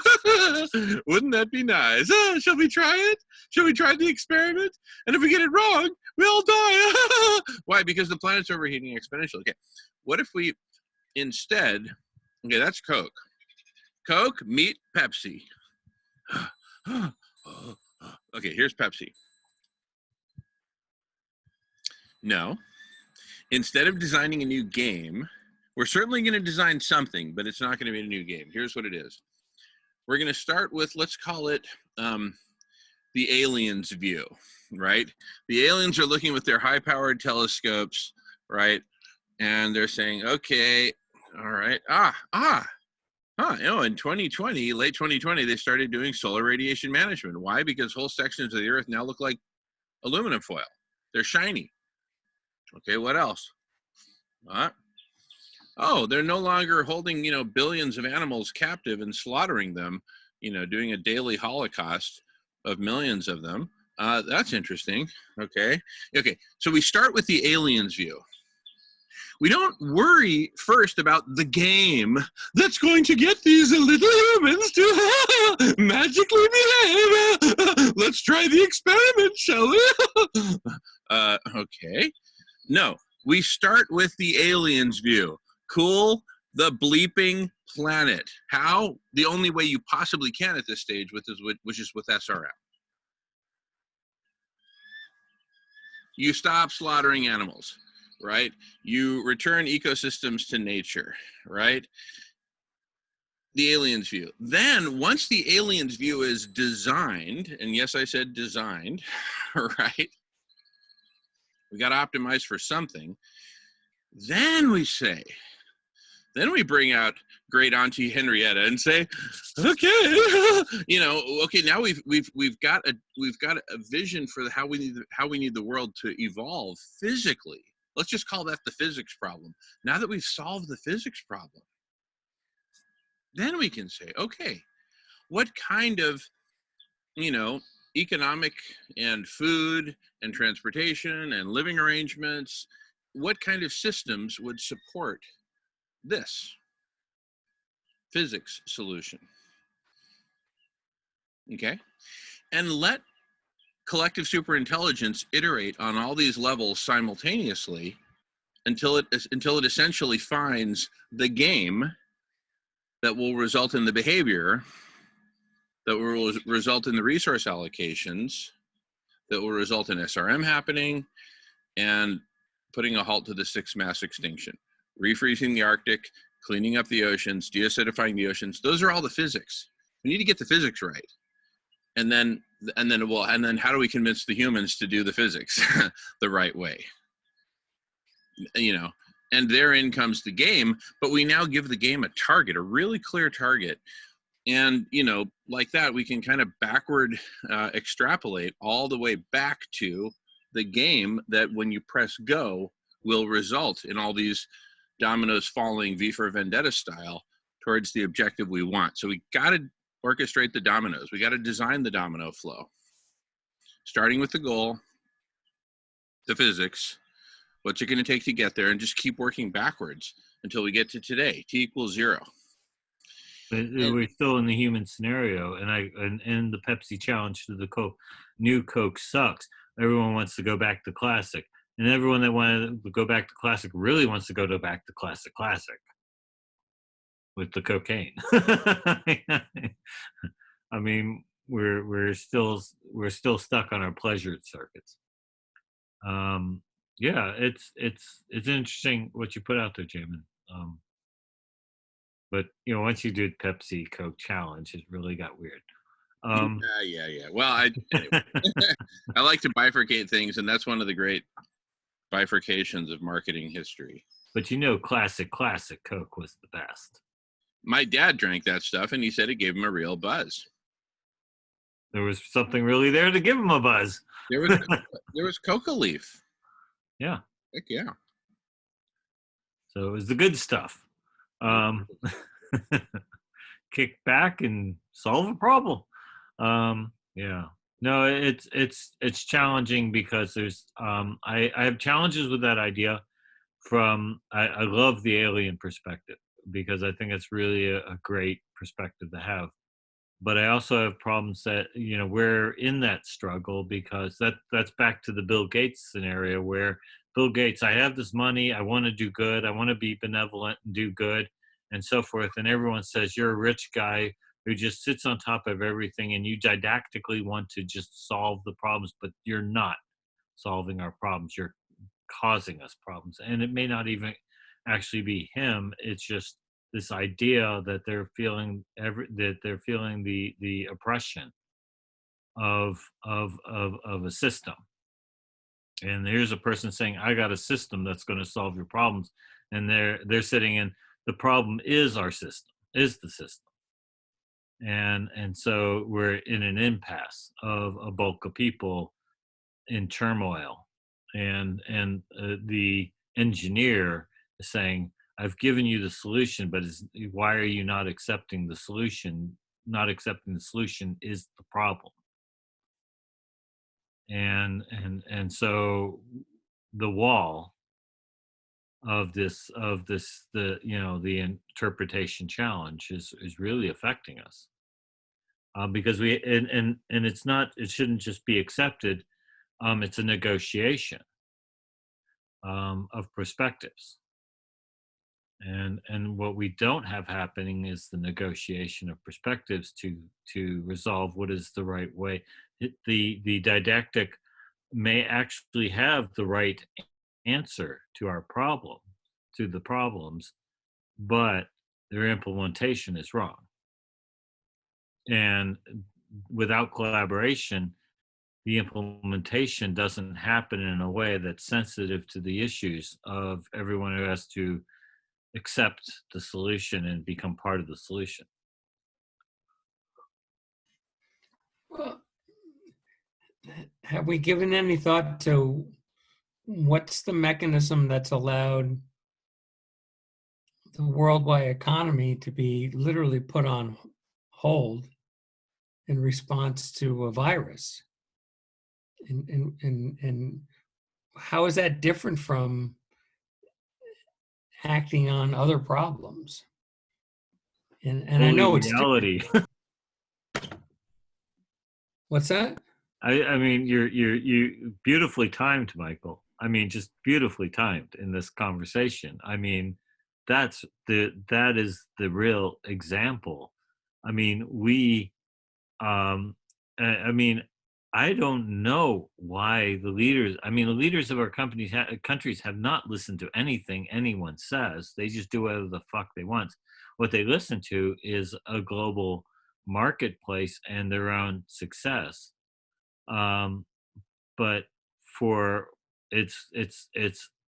and I understand why people are confused and bewildered, because I have never seen the uniformity of the response of the nation, of worldwide nations leaders, even the most ignorant ones, fall into formation on this pandemic. So something scared the shit out of everyone. And a pandemic is a worthy scared of shit situation. if you actually care about the people. But evidently a virus is a trigger that it's not caring about the people, it's caring about yourself, because the virus knows no walls. It does not go through security check. I mean, it does not it's not picked up by a metal detector. It just goes through whatever. And without being Howard Hughes, which hermetically seals your life, um, you know, that is the interesting issue. Is so they may see their life, their loved ones, everything in vulnerability. But yeah, we paused. This great pause, the great pause of humanity is happening. And the ugliness is about to begin of this pause. And it's all these systems have been ground to a halt. They were never designed to stop. That was completely contradictory of every design we've put out there. There was no exception handling of pause. There was no pause button installed. We just paused it. That's fucked up. If you're a systems designer and you haven't designed that function in, there is no process to do pause. And so we're about to learn what pause means. It isn't a design. It is the effect of a cascade. It's the emergent phenomenon from so many things coming to a stop individually in a hyper interconnected, just-in-time inventory, FedEx the world on time. And what am I supposed to use for a gasket now, Mr. Rogers? And that's why I can't deliver this truckload of whatever critical stuff. It's basically Ayn Rand's Atlas Shrugged, everything's falling apart in cascading scenario. And which again brings me back to collective superintelligence as the only viable solution, meta solution I can think of. If somebody else has a better one, out with it, please, because my life is at stake, and so is yours. Burning Man. Well, right. Well. See, here's the thing. Burning Man, it does two things. It with things like ceremony and whatnot, and gift economy and all that stuff, it really provides just a wonderful template, right? Obviously, some things are different in the video conference realm than they are in the desert, for crying out loud, right? So we get to work on basically refactoring Burning Man for a different substrate, but apply the same badass, same or similar badass principles, and don't try to mimic the same exact phenomena that you're going to get at Burning Man, because you're never going to achieve it. Go for your own new phenomena that will make burners stand up and cheer, just like you stood up and cheered when Burning Man did its thing over the course of however many decades, right? Well, it's interesting about Burning Man, and it's not the same. No, you can't do the same. It's not the same, because everyone went into this 1 week festival with intent and prepared for the drama in some ways. But there's a lot of lessons you learn no matter how long you plan or whatever technicalities. The desert kicks your ass. Burning Man will find a way of kicking your ass. So what it is a macro experiment and a civilization based on principles, not laws. And these set of principles are the guiding. And so, like, when I build out there, if something's not going along with plan, you just can't go to the hardware store. You have to get creative and figure the shit out. It's radical self-reliance, a principle. We're using each of these principles as sort of a freedom to figure the shit out. And that's really where we're at right now. Shit is not as planned. It's off. It's in the desert, and we're now in a place where we have to figure the shelf out. So radical inclusion.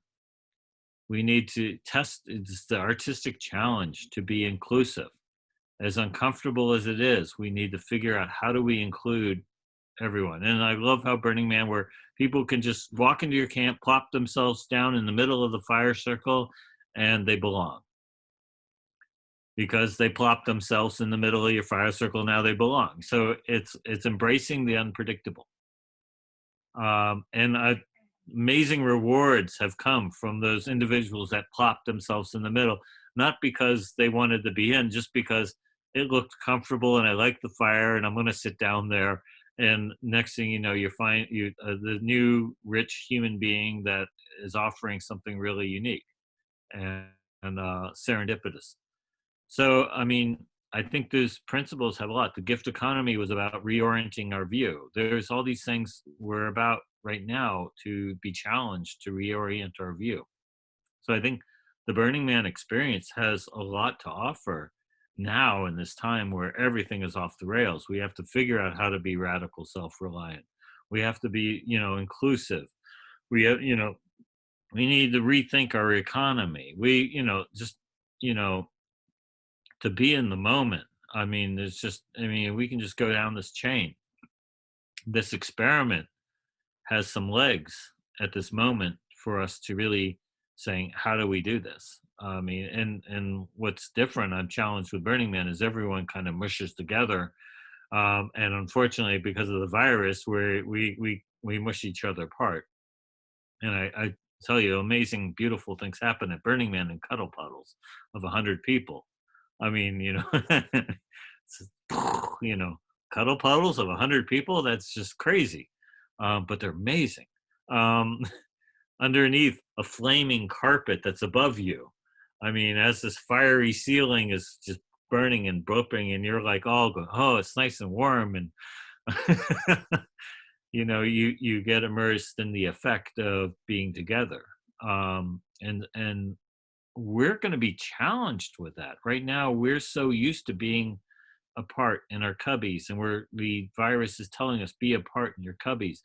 And this is the moment where all the systems have been broken and they're out of the sync and they're not working properly, and they're trying to be, but 90% of it's saying be offline. And somehow we have to make this work. The Burning Man doesn't offer the total rules of this, but it's offering this thing is we have to rethink society. And that's where we're at, I see.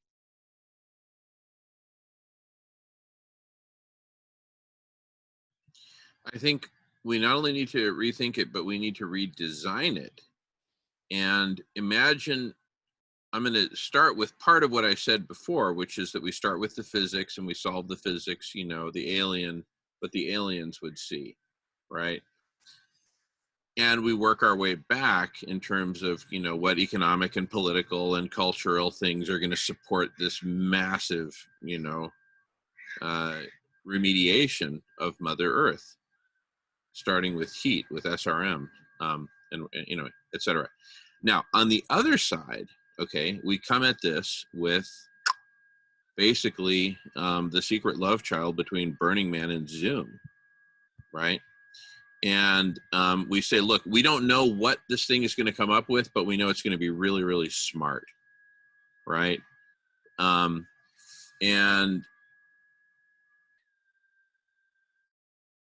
it's and then we just like two different mining teams trying to drill a tunnel through a mountain, right? One starts on the north side, the other the south side, and they meet in the middle, right? I'm complete. Don't know. I like your term design. I think I like to do systems architecture, so that's a natural go-to for me. But also being a burner and I come in with a design, And I witness people that really have a shit fit because things aren't going as designed. And I find there's a great deal of importance to have a plan going in, and there's a great deal of importance to embrace what is happening and what is happening to your design. And what is happening to your design is called feedback. Be it a 60-mile-per-hour wind that rips through your cam, altering design perspectives. You look at the materials you have, you look at the design you wanted, and you compromise. It's adjusting to the situation. As people come through your camp, there is, again, your design, and then there is what is. And that's where I like the principle of immediacy, and it really puts you in the moment of what is really happening, and let me use my moment-to-moment design skills to affect that. And so, but where you're at, I am a big believer of starting with the design is an idealistic goal. And in between is all the design skills of how do you navigate to get, if not on that shore, at least on the other side of the island. Being good with that. But that target is so important. It's really, really important, because without the target, you didn't resource up for it. Without that target, you didn't design all the facilities needed to go there. Without that target, you didn't have a trajectory to go on. But all the shit happens in between. You now have all those facilities to do something good, to do something better than just chaos. Yeah, and to be clear, what I'm not talking about is starting from some sort of design of society that's idealized, regardless of who the author or whatever. I'm not talking about that at all. I'm talking, and when I talk about, starting with the physics, I'm not starting with a solution in mind. I'm starting with the imperative of solving the physics, right? Like heat. I mean, we've just got to cool the planet. There's just no two ways about that. And so with that and other imperatives like deacidifying the ocean, et cetera, we need to get the physics right. Okay. Likewise, with everything that's going to be produced in between these two bookends of getting the imperative of getting the physics right and the imperative of manifesting collective superintelligence. And then with these two twin imperatives as the starting points, let collective superintelligence, this is the first thing that really needs our attention. Let it rev, and then let it go after the physics. But then, speaking of asset-based thinking, we've got close to 8 billion freaking supercomputers ready to be deployed. All they need is food, right? And to be told that they're loved and appreciated and needed, right? So, hence perhaps the first situation is avert Mad Max. It's going to be really hard to do SRM in a Mad Max world. So maybe the first thing that needs to be optimized by the collective superintelligence is the food problem for multiple reasons. Among them, keep people at home, because we're not just optimizing growing food, and we're optimizing delivery, end to end, soup to nuts, start to finish, full cycle, everything. Is it reusable packaging or disposable packaging or recyclable packaging? We figure all that shit out, right? Solve that first. Okay, now you got a platform within which humanity can work together. Okay, great. Now that we're working together rather than Mad Maxing each other to death with Texas chainsaws, now we can say, all right, now let's work on the physics. Let's keep ramping up the CSI. That's an exponentiating thing that needs to keep exponentiating. Because we don't know how close to the edge we are. The precautionary principle dictates that we need to do this as quickly as possible. Get the CSI revved up so we can solve the food problem, solve the physics problem of the planet, and then holistically solve everything in between. Now that you've got 8 billion people Matrix style plugged into their respective Zoom interfaces, now we got a formula for collective superintelligence off the charts that can holistically design the whole thing. And of course, as things happen and feedback happens and things break and things don't go as designed and unpredictable stuff happens, right? Well, we have the best possible CSI to recompute on the fly. This column broke. What do we do? Here are the available, but it's a human-based CSI way more than AI. But of course, we use AI as a tool. Yeah, the humorous side of me thinks of the Borg cube and the never winnable game of tic-tac-toe, or the always winnable game of tic-tac-toe only through agreement.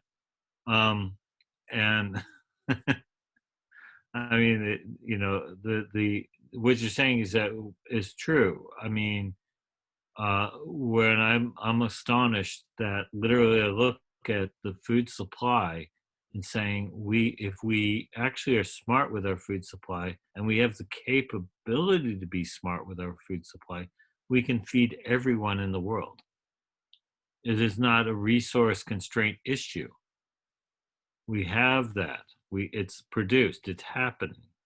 And we've proven we have a supply chain that is capable of delivering this food around the world. But we don't do that. We throw away, at the minimum, a third of it. Before it leaves the farm, we compost a third of that just because it's not pretty. It's good food. It's just not